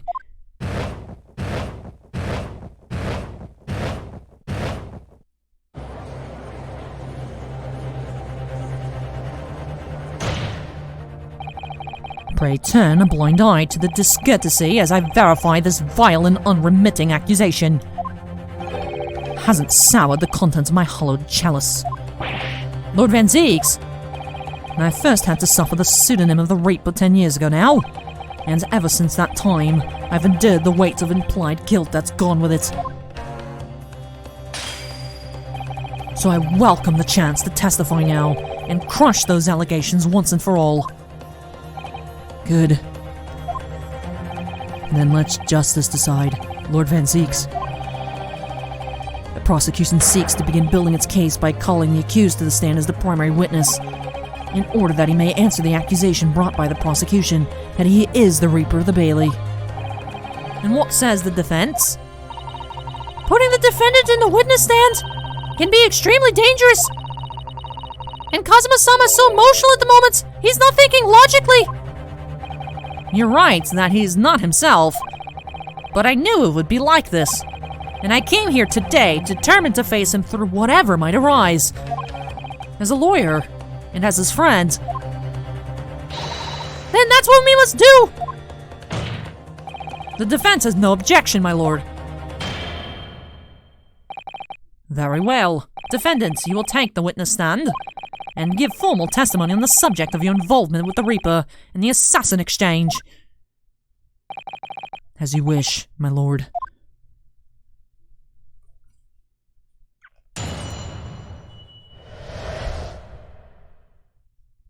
Alright, one thing I want to look at. Alright, this is still trial part 2. Okay. I just wanted to check. I wanted to see if we were going into trial part 3 since we started technically. It's not a new court session, but we're starting a new trial. Alright, so you got cleared of murdering Tobias Gregson. Now you're getting accused of masterminding the murder of Tobias Gregson. Same difference. Dr. Pepper, 0 break. Tasty. Alrighty, the Reaper and the assassin exchange. I've never taken the life of another, nor have I instructed another to kill. I've been investigating the truth behind the Reaper for years, and I was aware of Gregson's involvement. That's the reason why I went to Fresno Street that day, and how I came to discover the body. The point is, no common thread exists between myself, Gregson, and Dr. Wilson. Clearly, therefore, there's no reason to suspect me of being behind the assassin exchange.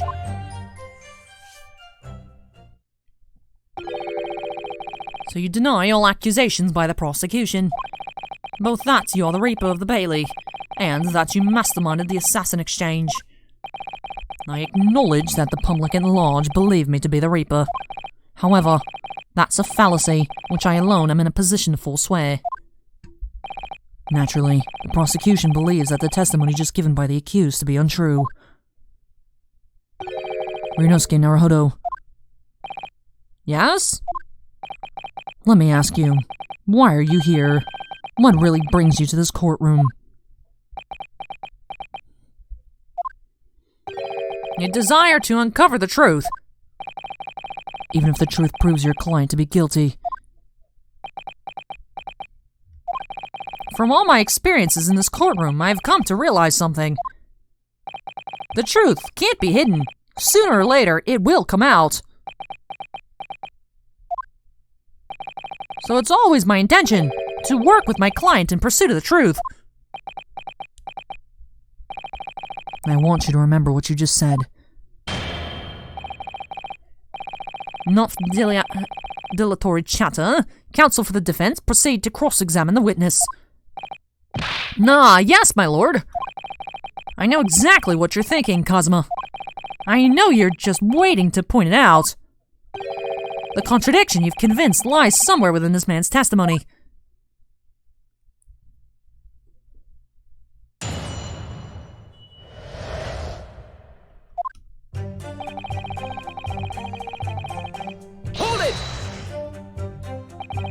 So you're not what the general public refer to as the infamous Reaper of the Bailey. Exactly. Don't imagine for a moment that the court will be satisfied with a one-word answer on this. I realize that. If you're intending to comment on every sentence, this could take a while, Kazuma. Didn't you find it disturbing, though? Now, one by one, defendants who had been acquitted after your unsuccessful prosecution were killed? Let me answer that question by posing another. If, one by one, defendants who had been acquitted after your successful defense were killed, would you find that disturbing?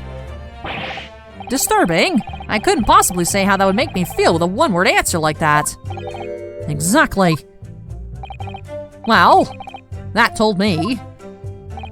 But even though I'm not the Reaper, that doesn't mean I ignored all the hearsay.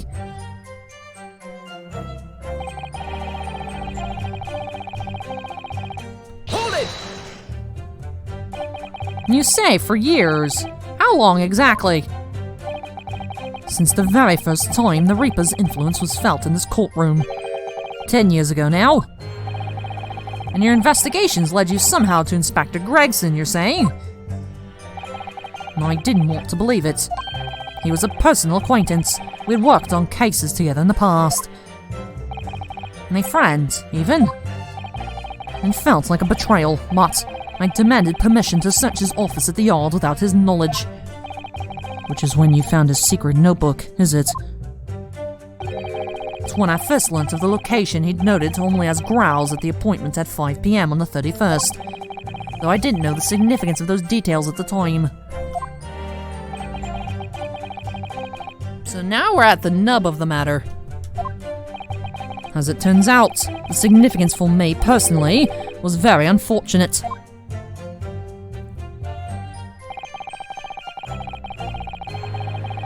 Hold it! Then why did you go to that specific location?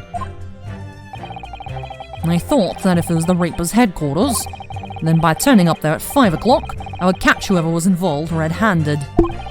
Sadly, all that was awaiting me was the inspector's corpse. Yes, even though it wasn't designed for you, you walked straight into the trap set by Jigoku. Exactly. Jigoku had intended to implicate Hugh Boone. But unhappily for me, I arrived at the scene first. Huh, a ridiculously careless blunder. Moved on to just throwing insults around then, I see. Kazuma? Think what you will. It doesn't change the truth.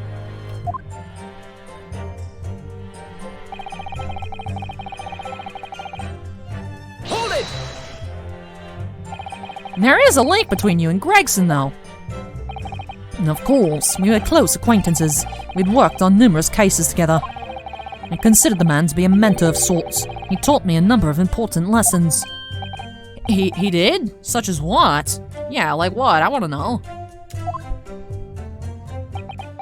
Where to find the very best fish and chips.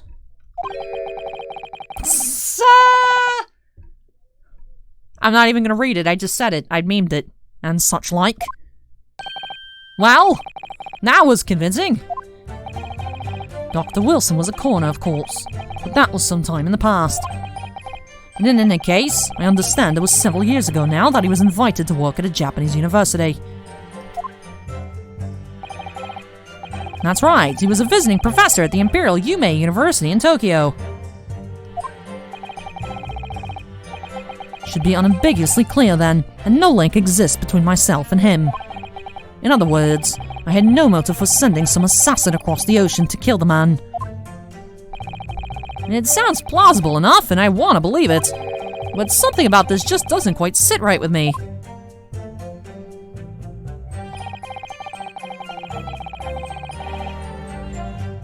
I'ma just press everything and then we'll deal with it after. I mean, you're all related to the professor case. It's certainly as it stands, there's no evidence to suggest that you concocted the scheme. Objection!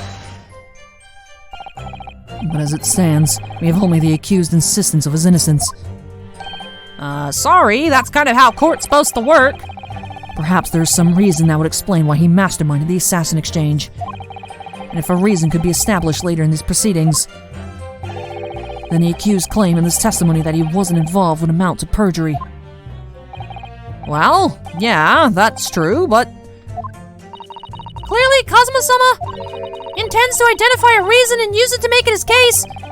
So if we don't identify something first, He'll gain the advantage. this could be dangerous.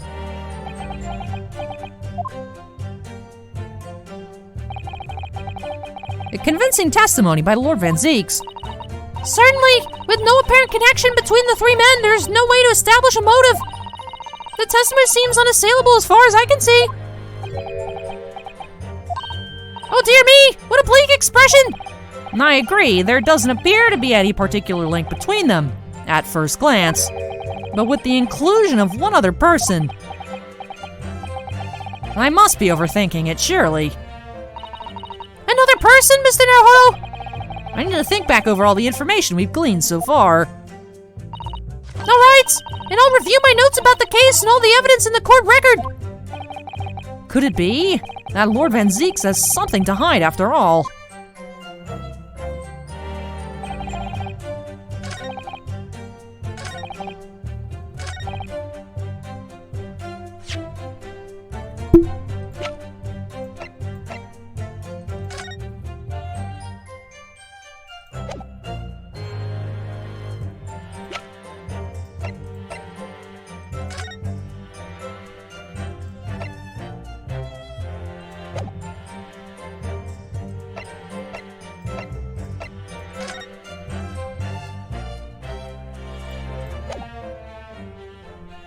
Objection! What is this? An autopsy report? Wait, this is 10 years old, from the autopsy of Lord Clint Van Zeeks. What? My brother's autopsy report? I'm pleased to see the defense doesn't intend to run from the undeniable truth.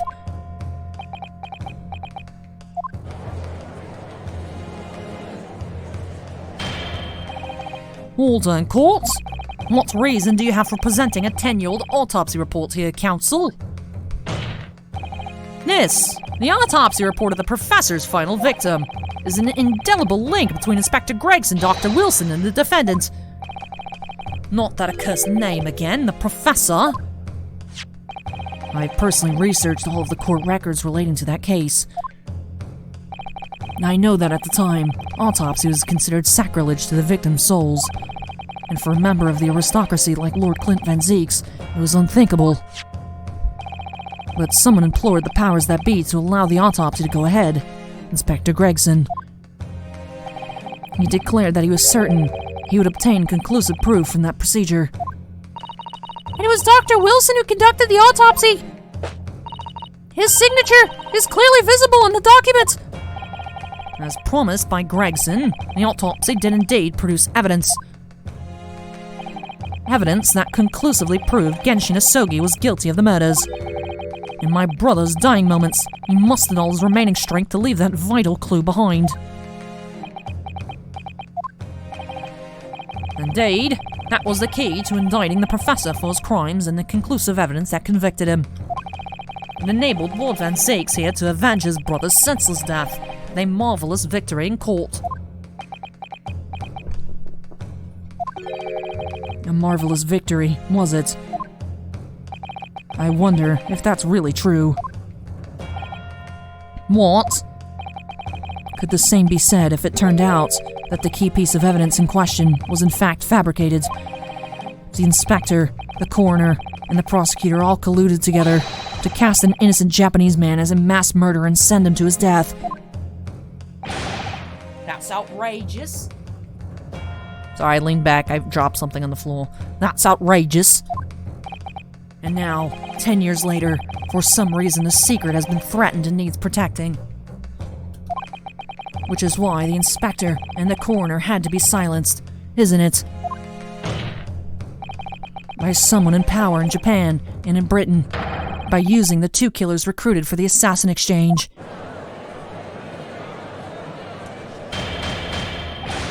All that once. 10 years ago, my father was convicted in this very courtroom as a mass murderer, to be sentenced to death. But it was all a sham, and I swore to myself that I'd prove it, which is why I had to come to Britain, whatever the cost.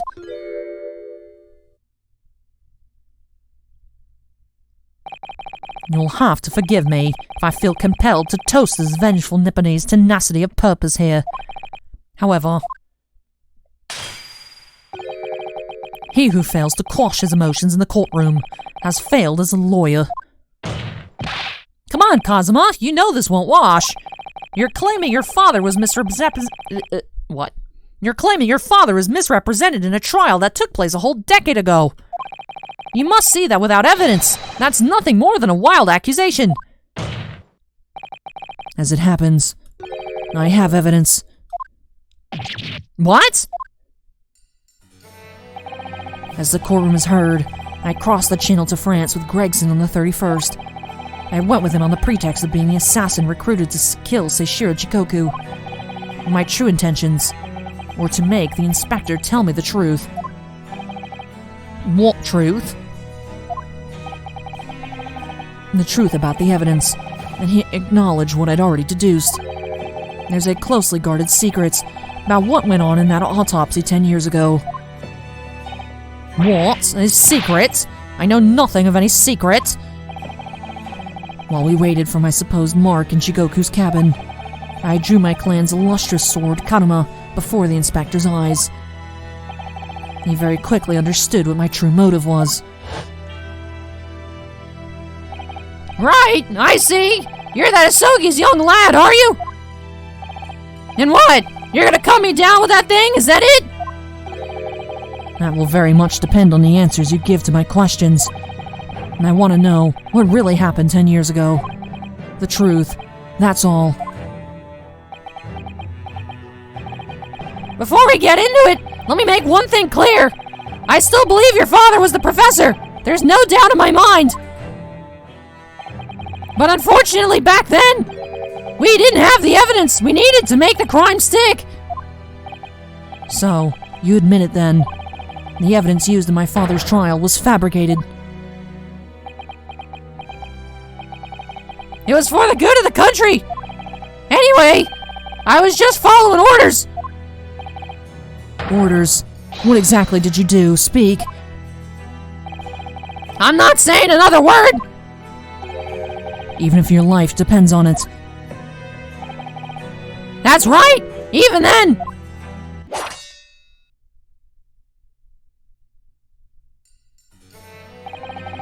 So that's when the tip of the sword broke. Oh, Kazuma-sama! The results of Clint Van Zeek's autopsy were fabricated. Then the investigating officer, Gregson, and the lead coroner, Wilson, must have known about it. And they can only have been ordered to pervert the course of justice in that way by one man. The man leading the case, the prosecution, Park Van Zeeks. In other words, the defendant did have a cause to organize this exchange of assassins. Exactly, and as was established earlier, it has to have been the Reaper himself who...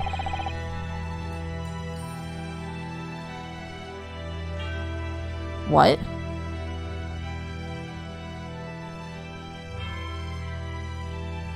Lies with Jigoku of Japan to arrange the exchange. Ignore my lack of knowledge.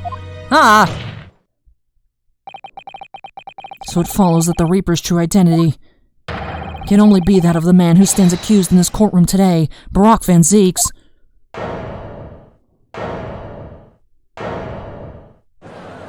Yeah, one missing piece of crucial information, Cosmo's the original prosecutor was Lord Strongheart. Cosmo Sogi. What? What you've just told the court? Are you absolutely certain of your facts? Did Gregson really fabricate evidence for that trial 10 years ago? I heard it with my own ears. His shameful admission.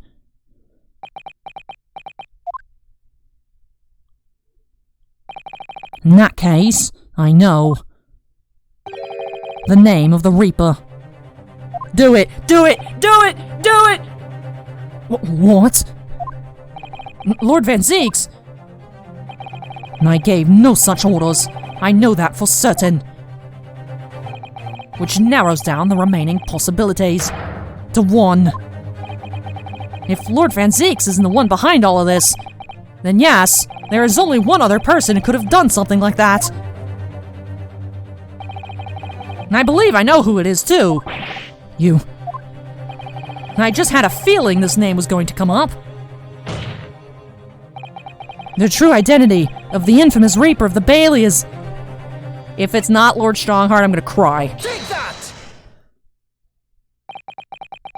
The only person who could have arranged the assassin exchange and manipulated the autopsy results is Lord Chief Justice himself, Lord Mel Strongheart! Stephen, I formally request an apology.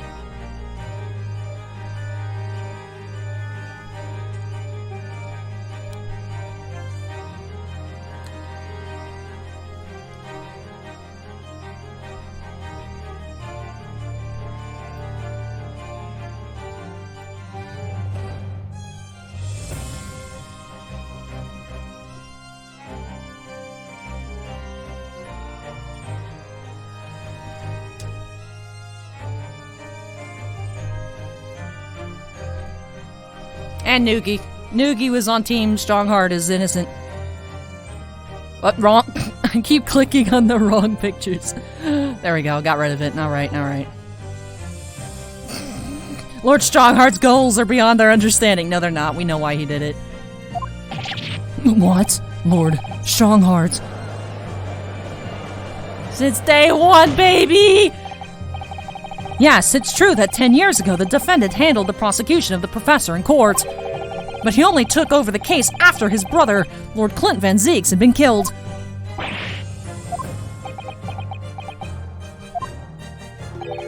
I can only assume that this is the most inappropriate joke in British judicial history. Well, Lord Van Zeeks, 10 years ago, I was very new to my profession. But I had a burning desire to avenge my brother's death, so I pleaded for control of the case. The investigation to that point, the supplication of the lords to allow my brother's corpse to be examined, and all the evidence I was given, the autopsy reports, it all came from you. I've spent my life since then believing I was in your debt for the way you stood aside and let me handle the trial. But I see now. And I was very much mistaken. It was a hugely influential force that caused the inspector in the corner to break the law 10 years ago. And that same force was still felt a decade later on the other side of the world by Seishiro Jigoku. Lord Strongheart. Everything falls into place when we recognize that you are the Reaper of the Bailey.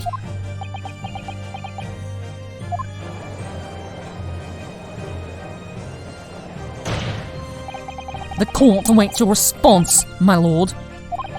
This may very well go down in British judicial history, but I assure you, it is no joke.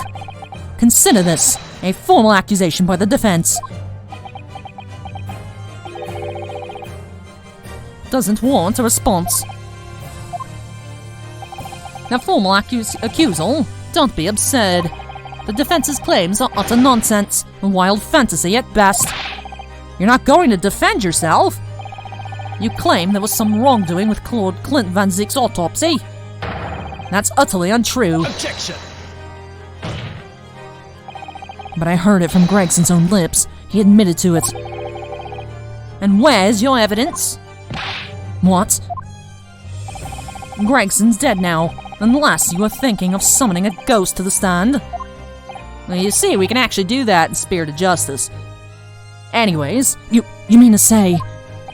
And I forget how the system works in your little backwater country, but in the courts of the British Empire, without evidence, there's no case.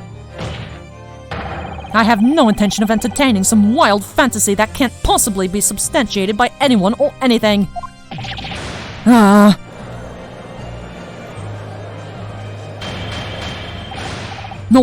Order in this court. following Inspector Gregson's murder and in the light of Dr. Wilson's death as well. There's really no one left who could testify about the events of 10 years ago, is there? So that was the real purpose of the assassin exchange. This court has no business raking over the coals of a case that was concluded a decade ago. The accusal brought by the prosecution and the defense is categorically denied. I take it there are no objections? Kazuma, he's more or less waited his whole life for this moment. Is there really nothing else we could do now? Is there no other avenue we can go down in pursuit of the truth about what happened all those years ago? If only there was someone who could testify about Clint Van Zeek's autopsy. Wait, no! No! I was pressing space! No, I didn't mean to do that! No, we can ask Susato's dad! Go back! No, I punted!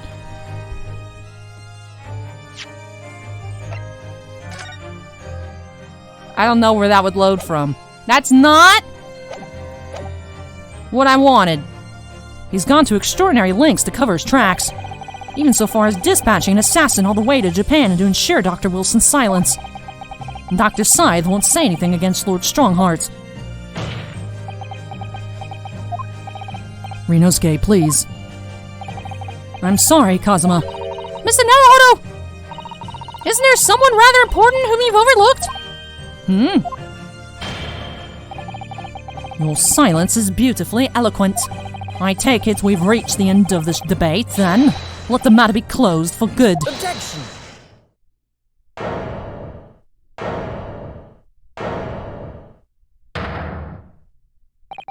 Actually, there is one person who could still testify about that autopsy. Don't be ridiculous, there's no one left. I killed them all. Who, Rinosuke, who? Tell me. Kazuma, Please, this trial can't end. Not yet. I'm not doing this for you. I'm doing it for the truth. The person the defense would like to call to the stand to testify about the autopsy of Lord Clint Van Zeeks is...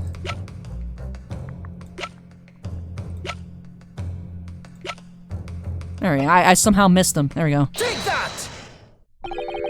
Heaven help us, another Japanese. An expert in forensic medicine, my lord. Professor Yunjin Mikotaba, 16 years ago. He came to London with Seishiro Jikoku and Genshin Asogi as a visiting student. And what could his testimony possibly tell us?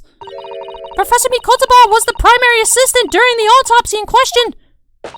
He was also the person who actually penned the report. Incorrect. The autopsy was carried out by the coroner, Dr. Wilson. The report carries his signature. It was the primary assistant's duty to keep a written record of the coroner's work during the procedure. In actual fact, the coroner merely read over the report at the end and signed it. In other words, Professor Mikotaba witnessed the entire autopsy from start to finish. The defense demands that Professor Mikotaba be summoned as a witness as a matter of urgency. Whatever really happened in that autopsy laboratory 10 years ago is something only he can tell us. That's what I'm saying. He can literally just say, LOL, no. To anything we say, because he's the judge. The defense's demand is denied. What? But Professor Mikotaba is in London at this very moment. We could summon him to the stand in minutes. No, of course he's not going to agree to it. Strongheart has no intentions of summoning anyone who knows. He's too concerned about protecting himself. Prosecutor Sogi, let me refresh your memory, as you seem to have forgotten the prosecution's stance. Only minutes ago, you accused the defendant of being the Reaper and of masterminding the assassin exchange. I did, yes. So present your evidence for those claims, and make your case complete. At this time, I don't have the requisite evidence. That's exactly why we need witness testimony. The professor case is closed. There are no clues in the distant past that will bolster your argument today. I'm afraid to say, Prosecutor Sogi, that you would appear to be possessed by the spirit of your late homicidal father. Now, as I stated earlier, this court has already reached a conclusion with respect to the matter at hand. Inspector Gregson was murdered by Japanese Supreme Court Judge Tsuchiro Jigoku. For any hidden circumstances that may exist, they will be investigated in due course by the proper authorities. Objection! But we all know that what will happen. That'll just give the mastermind of the whole venture time to cover his tracks again. By which you mean me? Yeah, you! You! Your punishment for this contemptible behavior will be decided at a later date. As for you, Prosecutor Sogi, you will be remanded following these proceedings. Willingly, I trust, since you gave your word. This futile game of revenge is over, young Master Sogi.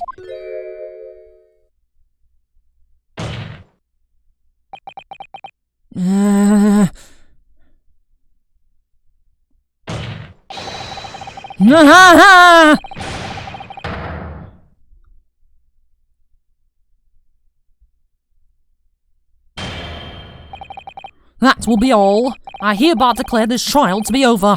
Quarters! Yeah. Who busted in? Who busted in? Woo! Stephen hates this. But Mr. Sholmes! This is no place for amateur detection, Mr. Sholmes. May I remind you that these proceedings are closed to the general public? You'll leave the courtroom at once. Objection! Mr. Sholmes was instrumental in the apprehension of Seishiro Jigoku before he fled from Europe. The court should hear whatever he has to say. Lord Mail Strongheart, it's imperative that you refrain from bringing this trial to an end at this stage. Is it really? And why would that be? You need only recall your own words from the opening of the trial to answer that question, if I may. We will stop at nothing to uncover the whole truth behind these disturbing findings. Surely it can't be that the shock of being accused of being the Reaper yourself has erased that from your memory, can it? The whole truth, sir, has already been uncovered. It would seem that we have a great many important members of the judiciary present here today. I put it to you, my dear fellows, should the trial end at this juncture? After all, why have you been invited to attend? To nod along to the prevarications of your superiors?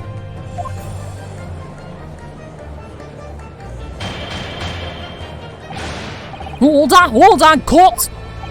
It seems to me that we stand before a door that leads to a new era of legal practices, and that door is ajar. Let us emerge from the shadows of the Reaper's decade-long ascendancy. For you and you alone, my dear fellows, have the power to push this door open now.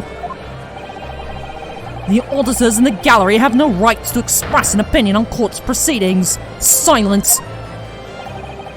He's right. The judge is absolute authority here. Yes, if he calls the trial to an end, it must end.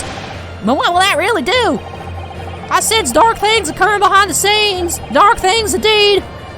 Is there a single person here present that will honestly say he doesn't feel the same?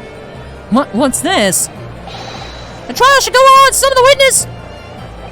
That's right. We need to clear this up before that young Japanese fellow's remanded in custody.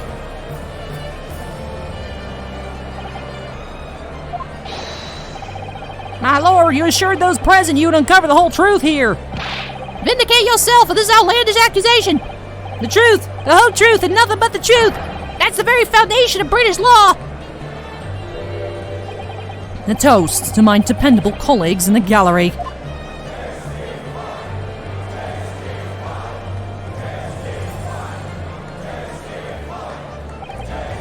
Well, my lord, you hear the voices of British justice, I take it?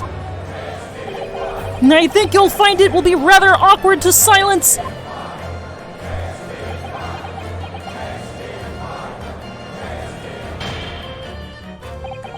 The court will recess briefly. I have no intention of shrinking from these allegations. Bailiff, arrange for the subpoena of the witness at once. And as soon as the gentleman arrives at the courthouse, we shall reconvene. The recess won't be necessary, my lord.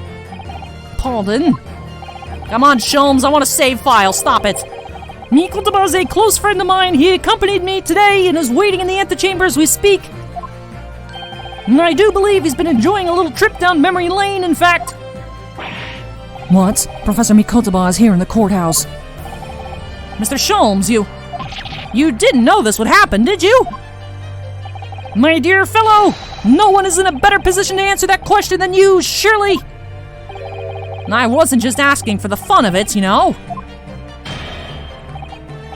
Well, I must thank you for your assistance in this matter, Mr. Sholmes. However, you are of no further use here. Kindly leave the court room at once. But of course, in truth, I find myself rather busy now as a result of these developments. Mr. Naruhodo! Ah, yes? I trust you have Iris's little lucky charm with you? Absolutely. It's still in my pocket. She sends her regards and a reminder. If you find yourself at a dead end, the ears are at your disposal. Just one tug, if you please. Oh, of course. In that case, the trial will continue without delay. Bailiff, show the witness to the stand. So, it's Lord Strongheart. He's the Reaper of the Bailey. Where exactly is this trial going to take me, I wonder? Just how deep am I about to be plunged into the blackness of the abyss? Well, I'm ready. I'm ready to head into the heart of this maelstrom and confront whatever horrors it tries to drown me under. Maelstrom heart. Alright. Alrighty! Well, we finally did it. Unfortunately, it seems like Gregson was a sneaky a-hole all along. Again, that's something we can blame on Lord Strongheart, though, so that's good, at least. That's good. That's good. We'll say he was bullied into it. Still, I'm disappointed in you, Gregson! I was hoping it'd all be fake. But Gregson knew that the evidence wasn't kosher, and he was okay with it, because he believes that Cosmo's father did it. But I have my doubts. I have my doubts. So the question is Strongheart the professor? Or is it somebody else? I'd lean towards Strongheart being the professor, because even he said, you know, that after Clint died, things have been better.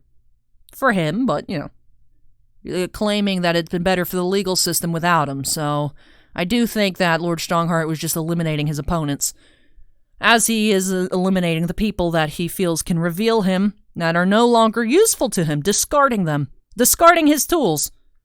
For him, getting rid of, you know, like, I use this item to do this sneaky thing, let me just get rid of it, but it's people. I feel very accomplished in the Alley's Big Brain. This is the Alley Big Brain of 2021, based on spooky music in a very ominous office. We walked into that office, I'm like, I don't know about this. I don't know. And I was right. Trust your gut. Trust your gut. Woo! Steven's not wrong, though. American Steven in saying that, like, has Sholmes really done anything? He broke into the courtroom, whipped people up into a fervor, and bullied Strongheart into testifying and summoning a witness. That counts, right? See, he did something. He did something. I like Sholmes. I like him. I don't know why. The Kermit voice helps. He's just doing things. It's like, Sholmes, why are you stealing government secrets? Why not, my dear fellows? And it's like, okay. But hey, it's working out for us. Working out for us. So I guess that explains also why Sholmes let Iris go with the delusion that Dr. Wilson was her father, because otherwise it would put Professor Mikoltaba in trouble of getting murdered by Strongheart. So the question remains, who is Iris's father? I think at the end of last episode, my thoughts were it's Strongheart, but the thing is I'm noticing all British people, it seems like in this game, have the same eyes. Like Drebber and Scythe look very similar in the eyes. Scythe and Strongheart look very similar in the eyes. I think it's just the character design of the British characters. So even though I don't feel like Iris and Strongheart look too similar, I mean, it's possible maybe, but my mom is on the team that Clint is Iris's dad. I think some of you guys are on the team Clint is probably Iris's dad, so maybe that'll be it, and that's why she's being kept a secret. I don't know, but I'm curious to find out. It'd be really cute if Brock's niece came and gave him tea before his trial the other episode. That would have been cute if that was it. Iris just being Iris, doing good things, giving people tea. But it'd be even cuter if it was the niece. So I don't know. I'm curious. I'm hoping that resolves itself. I really hope we figure out the truth behind this professor trial. So this was about 2.5 hours here. Last time, I think it was a little over 3 hours, was the finale episode for Great Ace Attorney Adventures. So that's what I'm expecting to get into next time. But I cannot stop myself. I want to do it. So I'm going to take a short break after this, and then I'll get into that episode so I will know the truth. And y'all will just have to wait for tomorrow. I was so worried that I punted by clicking spacebar too fast. But I was worried that it was going to be like, oh, you said no, and then there's your penalty. And I was like, oh. But it didn't happen. Didn't happen that way, so that was good. But anyways, with that does wrap off Trial Part 2 here, episode number 39. And you know what's going to be nice? We're going to end off a nice, even episode number 40. But this has been an insane ride, and I'm so excited to see how the conclusion goes next time. So thank you so much, you all, for watching. If you guys enjoyed this video, which I really hope you did, don't forget to go on ahead and hit that like button. Comments, theories, reactions, questions, anything for me, go ahead and drop down in the comment section down below. You guys know I love reading your guys' comments. And of course, if you're not yet part of the Allie's Treasure Trove family, I'd love to have you with us. Make sure you go ahead and hit that subscribe button. Also, before I get on out of here, do have to give a big shout out to all of my patrons over on Patreon. Do actually have several new patrons. I was waiting to get all caught up on the episodes because I had pre-recorded that Tuesday Trove Mail video quite a while ago, so I was waiting until that published because then the end screen would be different to update it all. But we do have a new crystal collector, TJ Christensen, and also I have a couple of new certified pirates, Shem Whistler, Take Flight 84, and Tom Lett. So thank you all for joining. Really hope you guys are enjoying everything here, enjoying Patreon, enjoying your perks and stuff like that. So thank you so much for your above and beyond support. But back to our standard Patreon shout-outs. Thank you to all of our Ultimate Excavators, Jack Perez, Keith Muna, Mako, Mark Martini, and Stephen Olivo, 2 gemstone miners, and then Stephen Bly, and 2 crystal collectors, John Michek and TJ Christensen. But again, thank you so much to all of my patrons, whether you're on a tier in which I say your name at the end of every episode or not. Really do appreciate your above and beyond support, so thank you very much for that. But with that does wrap off this episode here. So excited to get into the next one. Like I said, for me, I'm going to take a short break and then I'm going to jump on into it. So thank you so much for watching, everybody. I hope you'll join me next time as we finally put together all of our clues and unravel the dirty dirt, the dirtness, the darkness, something like that, beneath all of these happenings here in that professor case and the current system of the current judicial system here in Great Britain. So very excited to see what we learn next time. Thank you so much for watching, everybody. Take care, and I hope to catch you in the next episode. Bye!